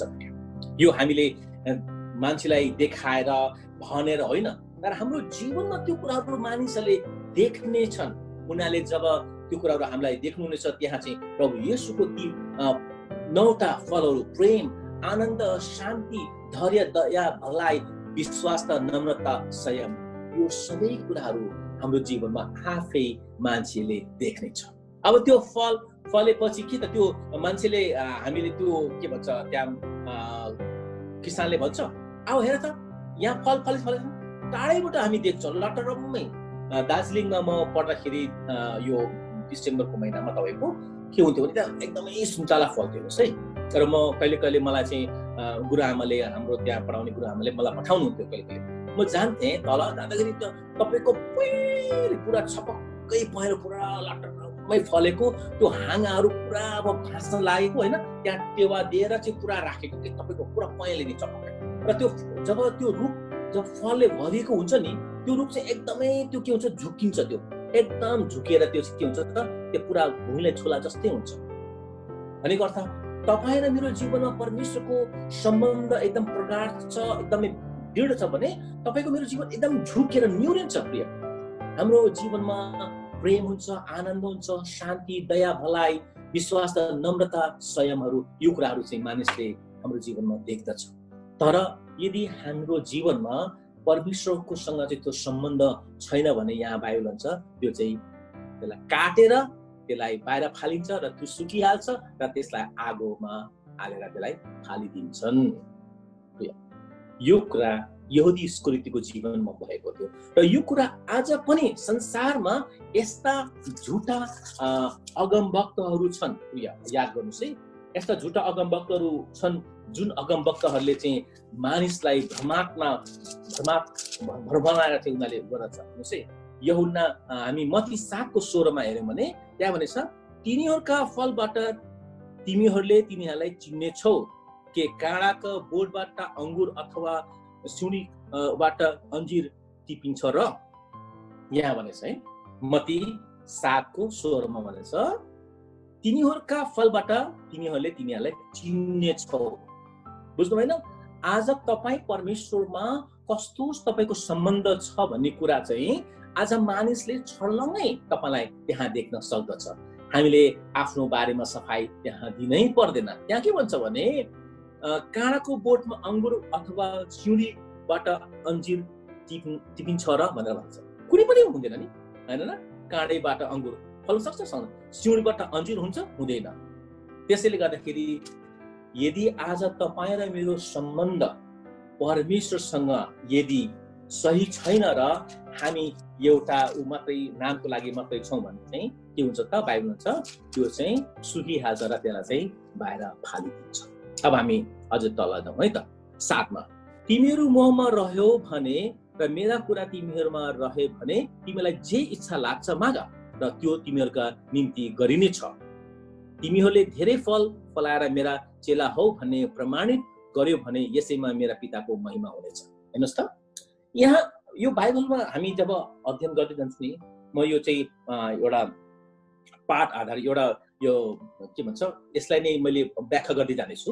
यहाँ के भनेछ भने एउटा कुरा त के भने जब हामी परमेश्वरमा रहन्छौँ परमेश्वरको प्रशस्तको आशिष हामीले पाउँछौँ। प्रिय हेर्नुहोस् है, जब परमेश्वरको प्रशस्तको जीवनको आशिष जब हामीले उपभोग गर्छौँ भने त्यसपछि गएर के हुन्छ भने पिता परमेश्वरको चाहिँ महिमा हुनेछ अरे। पछि पो परमेश्वरको महिमा, पहिलो हामी नै आशिषित हुनेछौँ। हेर्नुहोस् है, हामी प्रभुलाई महिमा धन्यवाद प्रभु तपाईँको महिमा होस् भनेर हामी आराधना सेवा गर्छौँ, परमेश्वरलाई धन्यवाद दिन्छौँ। तर यहाँ के भन्छ भने यदि हामी परमेश्वरमा विश्वास र इमानदार साथ हामी रह्यौँ भने यहाँ के भन्छ तिमीले आशिष पाउनेछौ है। र त्यसपछि के भनेछ त्यहाँ चाहिँ पिता परमेश्वरको महिमा हुनेछ। त्यसपछि गएर हामीले प्रशस्त मात्रामा आशिष पाइसकेपछि पिता परमेश्वरको महिमा चाहिँ पछि हुनेछ। हेर्नुहोस् त, पहिला हामीले त्यो आशिषको अनुभव उपभोग हामीले गर्न पाउनेछौँ र त्यसपछि मात्र परमेश्वरको महिमा हुनेछ। भनेपछि चाहिँ अब हामी आफैले एकचोटि विचार गरौँ न त। अब परमेश्वरले हामीलाई बारम्बार उहाँले भन्नुहुन्छ कि यदि तिमीले जीवनमा आशिष पाउने हो, तिमीले परमेश्वरको महिमा र फलिफाप तिमीले मान्छेलाई त्यो दिने हो भने चाहिँ के गर त? ममा रह। भनेपछि यसो बाहेक तपाईँ र मेरो निम्ति अरू कुनै पनि विकल्प रहेनछ भन्ने कुरा बुझिन्छ नि त। अब यो कुरा हामीले थाहा पाएर पनि यदि यसलाई हामीले गम्भीर रूपमा हाम्रो जीवनमा हाम्रो व्यवहारमा यसलाई हामीले इसाई जीवनमा यसलाई लिन चाहन्नौँ र हामी चाहिँ त्यतिकै यदि रहन्छौँ भने हामी यहुदी इस्करियोती जस्तै हामी हुन सक्छौँ। हाम्रो बाहिर रूपमा मात्रै विश्वास गरेको हुन्छ, हामीले साँचो रूपमा प्रभुलाई विश्वास गरेको हुँदैन र बाहिर रूपमा विश्वास गरेको हुनाले साँचो रूपमा नगरेको हुनाले चाहिँ हामीले कहिले पनि परमेश्वरको राज्यमा त्यो प्रकारको फल फलाउन सक्दैनौँ र हामी कहिले पनि परमेश्वरको राज्यमा प्रवेश गर्न सक्दैनौँ। 9 भनेको छ पिताले जसरी मलाई प्रेम गर्नुभएको छ मैले पनि तिमीहरूलाई प्रेम गरेको छु, तिमीहरू मेरो प्रेममा रह। यदि मेरा आज्ञाहरू पालन गर्यो भने तिमीहरू मेरो प्रेममा रहन्छौ जसरी मैले मेरा पिताका आज्ञा पालन गरेको छु र उहाँको प्रेममा रहेको छु। यहाँ जहिले पनि प्रभु येशूले कुनै पनि कुरा गर्नुभन्दा अगाडि उहाँ स्वयंले त्यो कुरालाई चाहिँ के गर्नुभएको छ त? उहाँले गरेर देखाउनुहुन्छ। हेर्नुहोस् है, हामी कति पटक चाहिँ हामी परमेश्वरको वचनहरू हामी बाँड्छौँ, एकदमै सजिलो रूपमा बाँड्छौँ। अब वचन बाँड्नको निम्ति मेरो विचारमा अहिलेको अवस्थामा त्यति गाह्रो छैन। तपाईँले अलिकति समय दिएर त्यसको तरिकाहरू तपाईँले यदि थाहा पाउनुभयो र वचन बाँड्ने अलिकति अध्ययन गर्नुभयो भने तपाईँले मजाले वचन बाँड्न सक्नुहुन्छ। वचन बाँड्नु कुरा ठुलो कुरा छैन, तर त्यो वचनले के भनेको छ र त्यो वचन अनुसार तपाईँ हुनुभएको छ कि छैन, तपाईँको जीवनमा त्यो कुराहरू देखा पर्छ कि पर्दैन, त्यो चाहिँ महत्त्वपूर्ण कुरा छ। यहाँ प्रभु येशूले जहिले पनि त्यो कुराहरू गर्नुहुँदाखेरि उहाँले के भन्नुहुन्छ, जसरी मैले गरेको छु, जसरी मेरो पिता परमेश्वरलाई मैले उहाँलाई प्रेम गरेको छु, त्यसरी नै तिमीले एउटालाई अर्कालाई प्रेम गर।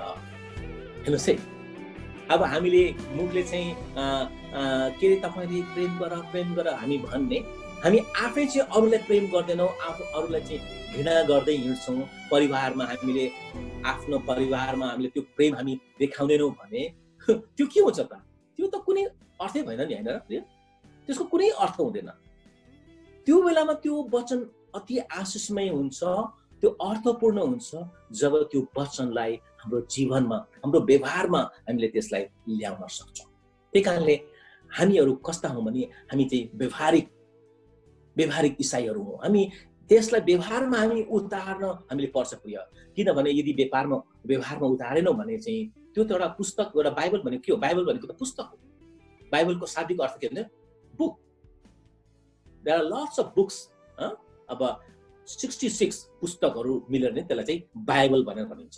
बाइबलको अर्थ नै के हो त? पुस्तक। एउटा पुस्तक हो, केही पनि होइन। तर यो पुस्तकमा लेखिएका कुरालाई जब तपाईँ र मैले व्यवहारमा यदि उतार्छौँ भने मात्र यो चाहिँ के हुन्छ, शक्तिशाली हुन्छ, आशिषमय हुन्छ। नत्र भने यो त पुस्तक मात्रै हो। अब बाइबल हामीलाई थाहा छ परमेश्वरको प्रेरणाद्वारा लेखिएको भन्ने कुरा। यसले सच्याउनलाई, सुधार गर्नलाई, असल जीवन यापन गर्नलाई मानिसलाई राम्रो भनिन्छ। तर कतिखेर जब यो व्यवहारमा हामी उतार्छौँ, होइन र? तपाईँलाई थाहा छ नि, तपाईँले सुन्नुभयो होला महात्मा गान्धी जब इङ्ल्यान्डमा उहाँले पढ्न जाँदाखेरि उहाँको कालमा उहाँलाई एकचोटि चर्चमा चाहिँ एकजना गोरेहरूले चाहिँ त्यहाँ पस्न दिएन छ।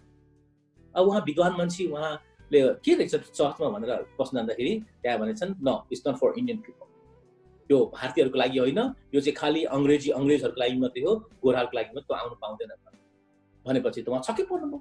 होइन, बाइबलमा कहाँ लेखिएको छ कि चर्चमा मण्डलीमा चाहिँ खालि गोराहरू मात्रै पस्ने? त्यसपछि त्यो महात्मा गान्धी अति निराश भएर फर्केर उहाँले के भन्नुभयो भने, I like Christianity but I hate Christian. उसले के भने, म क्रिस्चियनिटी भनेको बाइबलका त्यो इसाईत्व, बाइबलमा लेखेका कुराहरू म मन पराउँछु, त्यसलाई म प्रेम गर्छु, तर म इसाईहरूलाई चाहिँ म घृणा गर्छु। किन त्यो इसाईले बाइबलका कुरालाई उनको व्यवहारमा उतारेनन्, उनीहरूले खालि बाहिर मात्रै गरे, त्यहाँ भिन्नता जातपातको कुराहरू ल्याए। कहाँ लेखेको छ गोरा काला सेता पुरुष निस? कहीँ पनि छैन नि। बाइबलमा त खालि दुईटा कुरा छ, एउटा नर र नारी, स्त्री र पुरुष मात्रै बनाउनु भयो। पशुहरूमा परमेश्वरले त्यहाँ जात बनाउनु भयो, कुकुरको आफ्नै जात छ, के भन्छ बाख्रा छ, खसी छ, बोका छ, थुप्रै।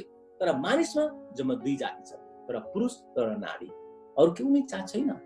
तर के भयो त, त्यहाँ त्यही क्रिस्चियनले जसले दिन रात बाइबल पढ्नेले के भन्ने त, त्यहाँ छुट्याइदिए, तिमीहरू आउन पाउँदैनौ, यो त्यो खालि इङ्ग्लिसहरूको लागि मात्रै हो। हेर्नुहोस् त, आज त्यो व्यक्तिको सानो गल्ती गर्दाखेरि महात्मा गान्धीले साँचो प्रभुलाई चाहिँ उसले विश्वास गर्न सकेन। तर भनाइ छ महात्मा गान्धीले धेरै पटक एकान्तमा बस्दथ्यो, उसले प्रभुसँग प्रार्थना गर्थ्यो अरे, तर उसले खुल्लम रूपमा चाहिँ प्रभुलाई स्वीकार गर्न सकेन।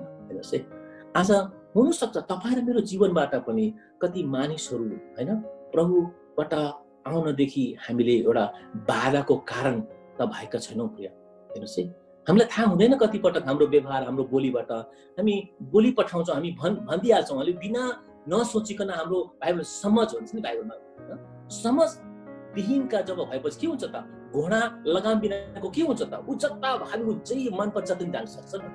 तर जब त्यो घोडा जब लगाम लगाइन्छ, त्यसलाई सबै त्यसलाई बसमा गरिन्छ। भनेको परमेश्वरको वचनको लगाममा जब हामी हुन्छौँ, उहाँको वचनमा हामी रहन्छौँ भने हामी आफूलाई बसमा राख्न सक्छौँ। र हाम्रो बोलीमा, हाम्रो व्यवहारमा, हाम्रो हरेक कुरामा के हुन्छ त, परमेश्वरको महिमा हुन्छ। र मानिसले जब त्यो कुरा देख्दछ, उनीहरूले प्रभु येशूलाई हाम्रो जीवनमा देख्न सक्दछ। र आज प्रभुले हामीलाई आशीर्वाद दियो। र म यही प्रार्थना गर्छु कि हामी तपाईँ र हामी परमेश्वरले जुन उद्देश्यको साथमा हामीलाई बोलाउनु भएको छ, जसरी एउटा दागमा एउटा हाँगाहरू लागेर प्रशस्त मात्रामा फल फलाउँदछ भने आज तपाईँ र मैले पनि प्रभुमा रहेर प्रशस्त मात्रामा हामीले फल फलाउन सक्छौँ। र त्यो 9वटा जुन आत्मिकी फलहरू र मानिसहरूले हामीलाई सजिलैसँग हामीलाई चिन्न सक्छ, हाम्रो फलबाट उनीहरूले हामीलाई हेर्न सक्छ कि फल्ना व्यक्ति को छ, कसो छ भन्नु पर्दैन, त्यो परिचय दिनु पर्दैन। आज फल्ना पास्टर फल्ना व्यक्ति भनेर उनको व्यवहारबाट उनको फलबाट नै मान्छेले चिन्न सक्दछ। र मेरो यही प्रार्थना छ, प्रभुसँग म यही प्रार्थना गर्छु, प्रभु तपाईँले मलाई र मेरा लगायत मेरो सम्पूर्ण प्रियजनहरूलाई तपाईँले जुन उद्देश्यको साथमा बनाउनु भएको छ, हामी तपाईँमा रहेर प्रशस्त मात्रामा हामी फल फलाउँ र हामीले एउटाले अर्कालाई प्रेम गरौँ र परमेश्वरको महिमा गर्न सकौँ। हुन्छ, परमेश्वरले हामी सबैलाई यस वचन पढाइमा सुनाइमा आशीर्वाद। हुन्छ, धेरै धेरै हाम्रो पास्टर बा अर्जुन भाइलाई धेरै धेरै धन्यवाद। उहाँले एकदमै राम्रो प्रभुको वचन भन्नुभयो र उहाँ मार्फत परमेश्वर पवित्र आत्मा परमेश्वरले जुन हामीलाई शिक्षा दिनुभयो त्यो कुरा हामीले सुनेर मात्रै होइन, हाम्रो जीवनमा पनि लागू गर्न सकेको होस्। धेरै धेरै धन्यवाद उहाँलाई। हुन्छ, अब हाम्रो यो समय चाहिँ अब अन्तिमको पुगेको छ र सूचना अनि प्रार्थना अनि अन्तिमको प्रार्थना हाम्रो अर्जुन दाजुले गर्नुहुनेछ र यो सबै समयमा हाम्रो पास्टर बा हाम्रो रमेश पास्टरलाई म दिनेछु यो समय चाहिँ। हुन्छ, सबैलाई फेरि पनि जय मसीह। अनि म स्वागत गर्दछु फेरि पनि पछाडि हुनेहरूलाई। म विशेष गरी धन्यवाद दिँदछु आज हाम्रो आदरणीय पास्टर अर्जुन गुरुङले हामीलाई मिठो वचन सुनाउनु भयो। वचन पढ्ने र पढाउने मात्रै होइन, त्यसलाई व्यवहारमा उतार्ने गर्नुपर्दछ र प्रेम गर्नुपर्दछ है। त्यो प्रेम चाहिँ भएन भने हामी उहाँको आज्ञा पालना गर्ने, परमेश्वरलाई खुसी बनाउने हुन सक्दैनौँ। अनि प्रभुमा रहेर मात्रै गर्न सक्छौँ, उहाँबाट छुट्टिएर हामी केही पनि गर्न सक्दैनौँ। जब छुट्टिन्छौँ, आगो भनेको छ त्यहाँ हामी चाहिँ आगोको मतलब चाहिँ हामी भट्टी नर्कको त्यसले चाहिँ संज्ञा दिन्छ, हामी त्यहाँ जाँदछौँ, त्यहाँ फालिएका हुनेछौँ भनेर लेखिएको छ। त्यसै गरी हाम्रो माझमा हाम्रो पहिलोचोटि हाम्रो निशान श्रेष्ठ धरानबाट आउनु भएको छ, हाम्रो सुशान बहिनी, जसको मिठो हाम्रो माझमा सङ्गति सञ्चालन गरिदिनुहुन्छ कहिलेकाहीँ। अनि उहाँको हस्बेन्ड हुनुहुन्छ। भाइलाई म अनुरोध गर्दछु तपाईँको अनम्युट गरेर तपाईँको क्यामेरा अन गर्न मिल्छ भने गरिदिनुहोस्। अनि तपाईँलाई यो समय दिनेछु। जय मसीह सबैजनालाई। जय मसीह। म चाहिँ नेपालबाट बोल्दैछु, सुशानको हस्बेन्ड है। अनि सङ्गतिमा म जोइन भइरहेको छु। अनि राम्रो लागिरहेछ, वचनहरू अघि सुने होइन। अनि हुन्छ, राम्रो लागिरहेछ सङ्गति। अनि अनि कहाँदेखि हुनुहुन्छ भनिदिनुहोस् न। म निशान श्रेष्ठ, मैले नेपाल धरानमा छु। म सुशानको हस्बेन्ड हो। अनि हामी यहाँ सङ्गतिमा उसले मलाई भनिराखेको थियो। अनि हाम्रो अङ्कल, पास्टर अङ्कल हुन्छ अशोक ठकुरी, सायद तपाईँले चिन्नु पनि हुन्छ होला। अङ्कलले कुरा गर्नुभयो जस्तो लागिरहेको थियो। अनि हाम्रो कुरा भइरहेको थियो। अनि त्यही हामी चाहिँ अहिले यहाँ सङ्गति अब पाइराखेको छौँ, यसरी जोइन हुनु पाएको छु। अनि राम्रो लागिरहेछ। अस्ति स्काइपमा पनि त्यसरी जोइन भइरहेको थिएँ म। अनि अडियो भिडियो चाहिँ म अफ नै गरेर बसिरहेको थिएँ। अनि राम्रो लागिरहेको छ तपाईँहरूसँग यसरी सङ्गतिमा। टाढा नजिक भए पनि होइन, प्रभुले हामीलाई यसरी एक उसमा बनाउनु भएको छ। अनि राम्रो लागिरहेछ। हुन्छ, मेरो परिचय चाहिँ यति नै। हुन्छ, निशान भाइलाई हामी हार्दिक स्वागत गर्दछौँ हामीहरूको ग्रेस नेपाली चर्चमा। त्यसरी मेरो साथी हुनुहुन्छ पास्टर अशोक ठकुरी। अनि उहाँले नै उहाँहरूको चाहिँ जोडी बाँधिदिनु भएको भन्ने कुरा मेरो गफ भइरहेको छ। हाम्रो राजेन्द्र दाजुले पनि चिन्नुहुन्छ, लेटाङ्कै हुनुहुन्छ, उता हिजो वचन दिनुभएको थियो राजेन्द्र मल्ल। हामी सबै त्यही ठाउँबाट हुर्केर प्रभुलाई त्यहीँबाट पाएर आएका हौँ। महिमा भएको होस्। हामी चाँडै नै तपाईँलाई स्वागत गर्ने अमेरिकामा को लागि हामी प्रार्थना गरिरहेका छौँ। चाँडै प्रभुले ढोका उगारिदिनुहोस्। तपाईँ यता आउनको निम्ति जुन प्रोसेसहरू अड्किरहेको छ त्यसको निम्ति प्रार्थना पनि गरिदिनेछौँ। आउनुहोस्, अब हामी प्रार्थना गर्नेछौँ सबै हामी जनहरूको निम्ति। यदि तपाईँहरूको प्रार्थनाको विषय छ भने अहिले हात उठाउन सक्नुहुन्छ। तपाईँ अनम्युट गरेर आफ्नो प्रार्थनाको विषय राख्न सक्नुहुन्छ। म विशेष गरी प्रार्थनाको विषय तपाईँहरूलाई म राखिहालौँ। हामीहरूको विशेष प्रार्थनाका विषयहरू चाहिँ यी प्रार्थनाका विषयहरू छन्। तपाईँहरूले देखिराख्नु भएको छ।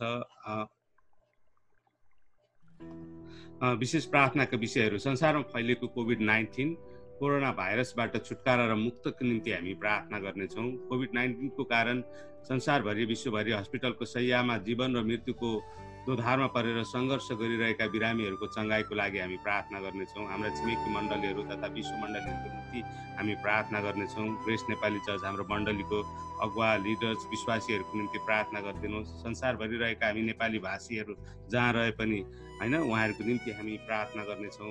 हाम्रो देश जहाँबाट हामी आयौँ, हाम्रो पिता पुर्खाले अर्जेको देशको निम्ति हामी प्रार्थना गर्नेछौँ। त्यहाँ समृद्धि सुशान्ति आएको होस्, परमेश्वरको राज्य आओस् भन्ने हामी प्रार्थना गर्नेछौँ।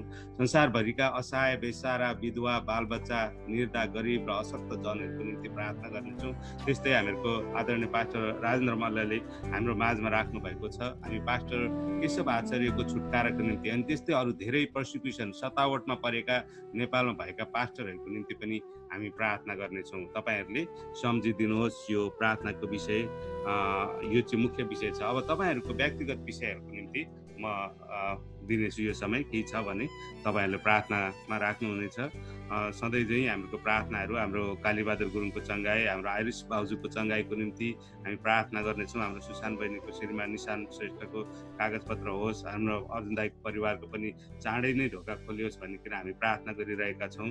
अनि हाम्रो रन्जु बहिनी उहाँको परिवारको निम्ति, वरिपरिका नेपालीहरूको निम्ति हामी प्रार्थना गरिरहेका छौँ। त्यसको अबला तपाईँहरूको केही स्पेसल केही छ भने हामी हाम्रो माझमा राख्न सक्नुहुन्छ।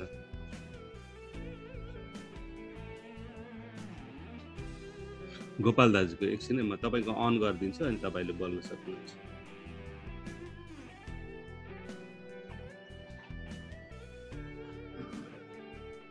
हजुर भएकै छैन, अझै अनम्युट गर्नुहोस् त। भएकै छैन।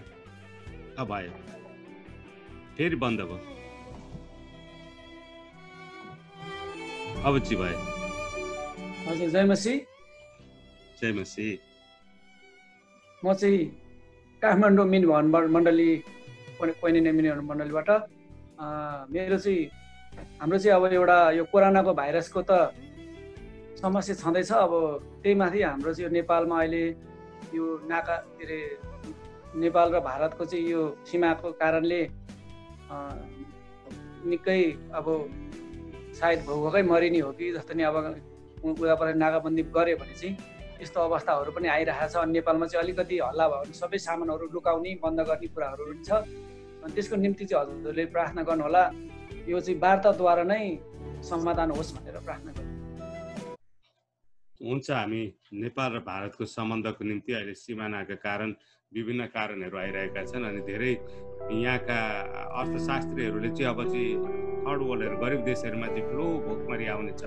यो रोग पछाडि रोगको कारण त मरिरहेका छन्, अब भोकमरीका कारण पनि मान्छेहरूको ज्यान जान गइरहेको छ भनेर UN लगायत अर्थशास्त्रीहरूले यसको ठप्पा गरिरहेका छन्। यस्तो नहोस् भनिकन नेपाल देश लगायत अरू देशहरूको निम्ति पनि हामी प्रार्थना गर्नेछौँ। धन्यवाद। हाम्रो गोपाल दाजु, गोपाल दास श्रेष्ठ मिन भवन कुनिनेबाट हुनुहुन्छ उहाँ। हुन्छ, अरू फेरि तपाईँहरूको केही छ भने म यो छोटो समय दिनेछु अनि प्रार्थनामा जानेछौँ। आजको प्रार्थनाको अगुवाई हामीहरूको आदरणीय पास्टर राजेन्द्र दाजु हुनुहुन्छ भने उहाँले गरिदिनुहुनेछ। पद्मा आन्टीको भाइ पद्मा आन्टीले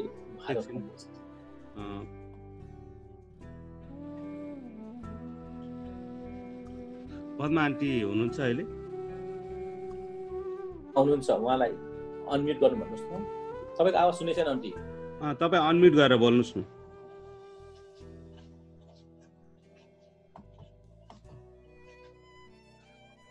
भएन, फेरि गर्नुहोस् त हिजोको जस्तो।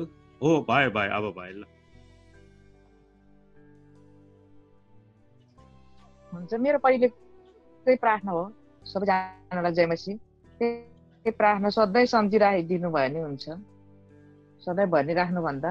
हजुर हुन्छ। हामी प्रार्थना सम्झिराख्ने हाम्रो उहाँको चाहिँ श्रीमान नेपालमा हुनुहुन्छ, अहिले पद्मा आन्टी हङकङमा हुनुहुन्छ अनि उहाँको छोरा चाहिँ युकेमा हुनुहुन्छ अनि 34 इयर्स अहिलेसम्म उहाँको विवाह भएको छैन। विवाहको लागि पनि प्रार्थना गरिरहेका छौँ हामी हैन। तपाईँहरूले यदि कोही असल व्यक्ति विश्वासी बहिनीहरू छन् भने हामीसँग उहाँलाई आत्मिकी खोजिराख्नु भएको छ, आत्मिक वृद्धिको निम्ति हामी उहाँको निम्ति पनि हामी प्रार्थना गर्नेछौँ। मेरी आन्टी, पद्मा आन्टी, अनि उहाँको श्रीमान चाहिँ नेपालमा हुनुहुन्छ, छोरा युकेमा, अनि उहाँ चाहिँ हङकङमा हुनुहुन्छ।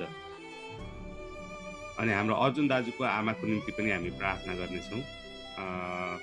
हाम्रो जसबहादुर बुवाको यात्राको निम्ति बाटो खुलोस् भनिकन त्यसको निम्ति पनि प्रार्थना गर्नेछौँ। आउनुहोस् हजुर। हजुर अरू कसैको छैन छ कि?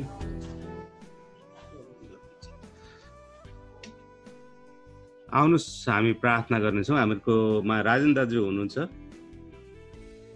राजन दाजु हुनुहुन्न भने हाम्रो आदरणीय पास्टर पोखराबाट भरत बहादुर गुरुङ हुनुहुन्छ। उहाँले हामीहरूको प्रार्थनाको अगुवाई गरिदिनुहोस्। अनि त्यस पछाडि हामी प्रभुले सिकाउनु भएको प्रार्थनासँगै वाचन गर्नेछौँ र मैले चाहिँ आजको आशिषको प्रार्थना गरिकन योको सङ्गति, आजको सङ्गतिलाई अन्त्य गर्नेछौँ।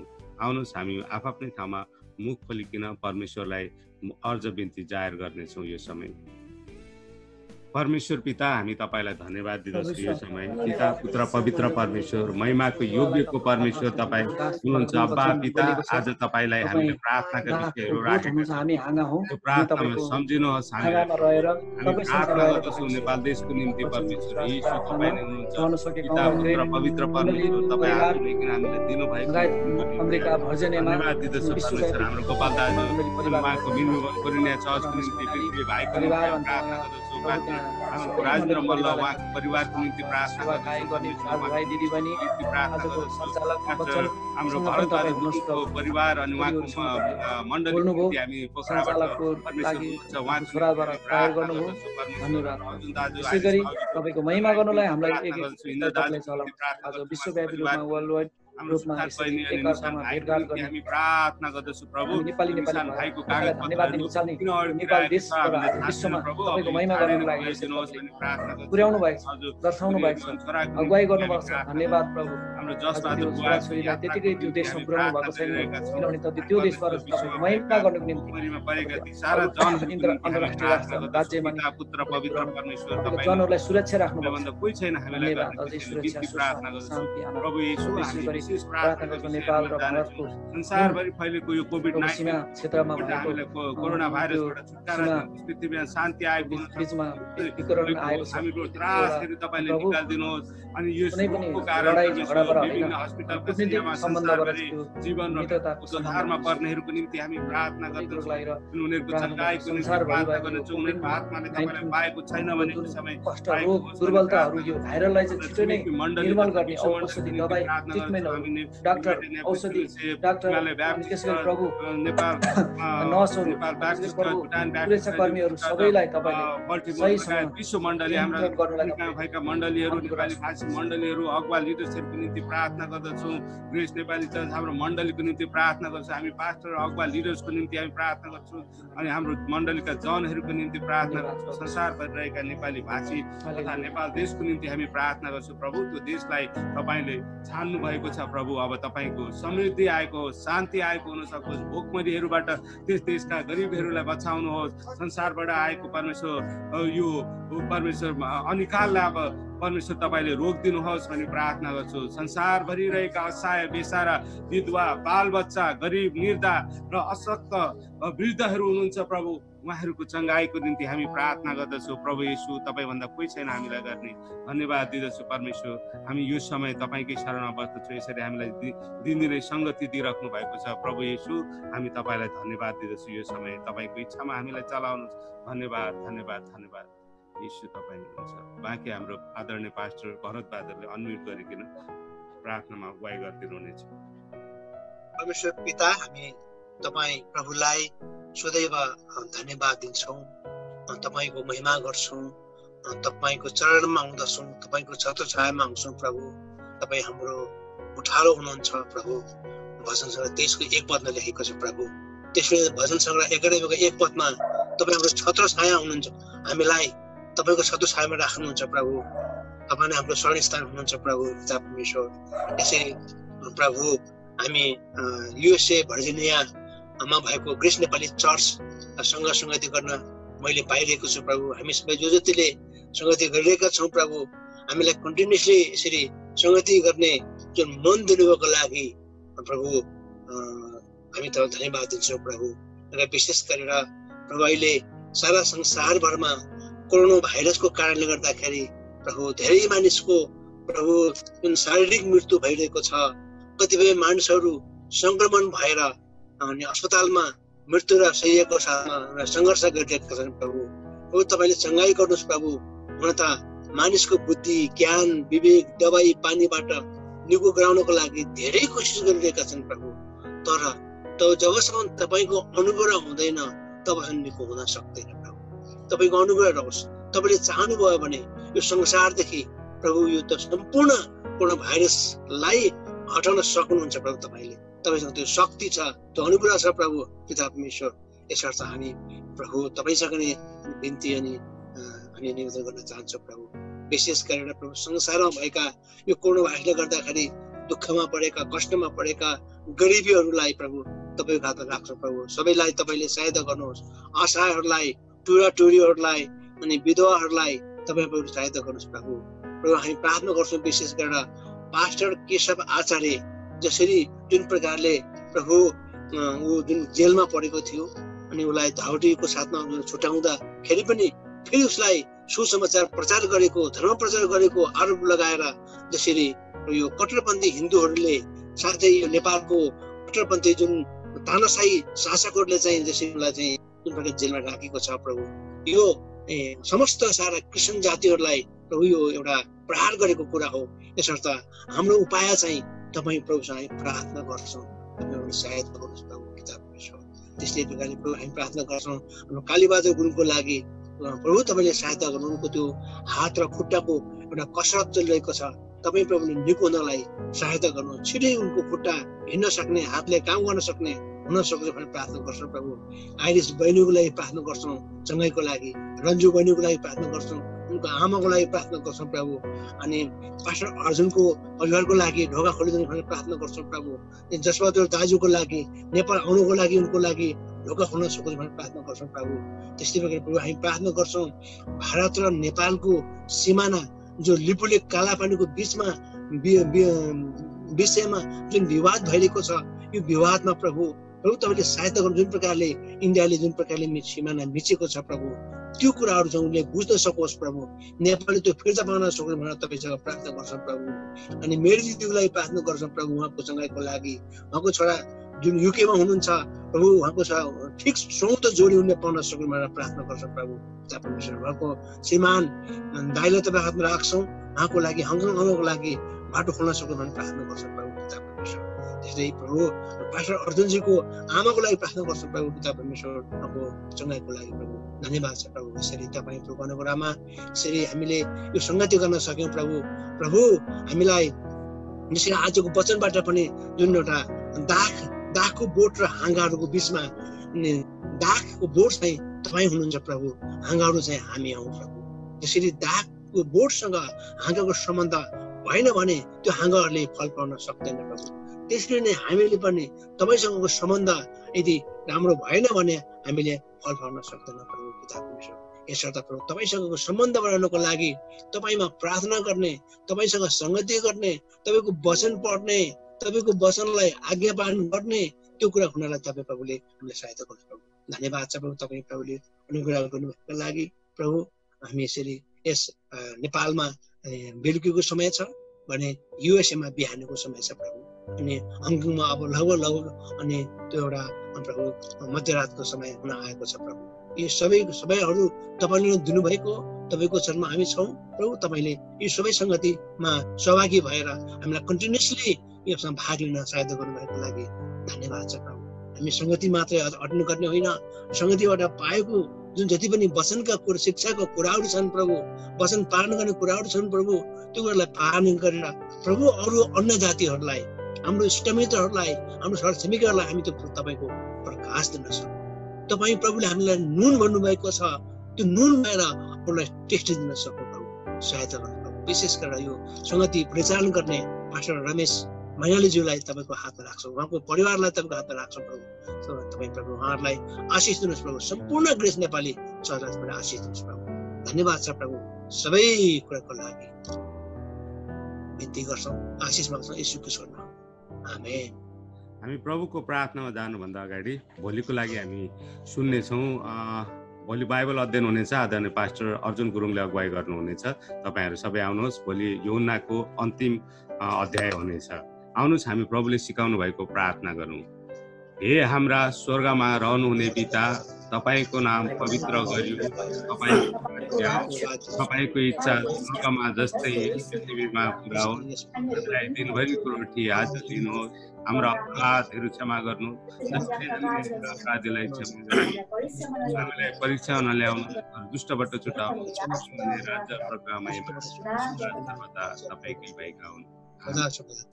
अब स्वर्गमा हुनुहुने हाम्रा परमेश्वर पिताको प्रेम, उहाँका पुत्रको अनुग्रह, पुत्र पछि रहेको पवित्र आत्माको संगति, सहभागिता, शान्ति र आशिषले प्रत्येक जनको क्षण तपाईँको दोस्रो आगमन बादलको सवारीमा नाइन्जेलसम्म सदा अनि सर्वदा रहि।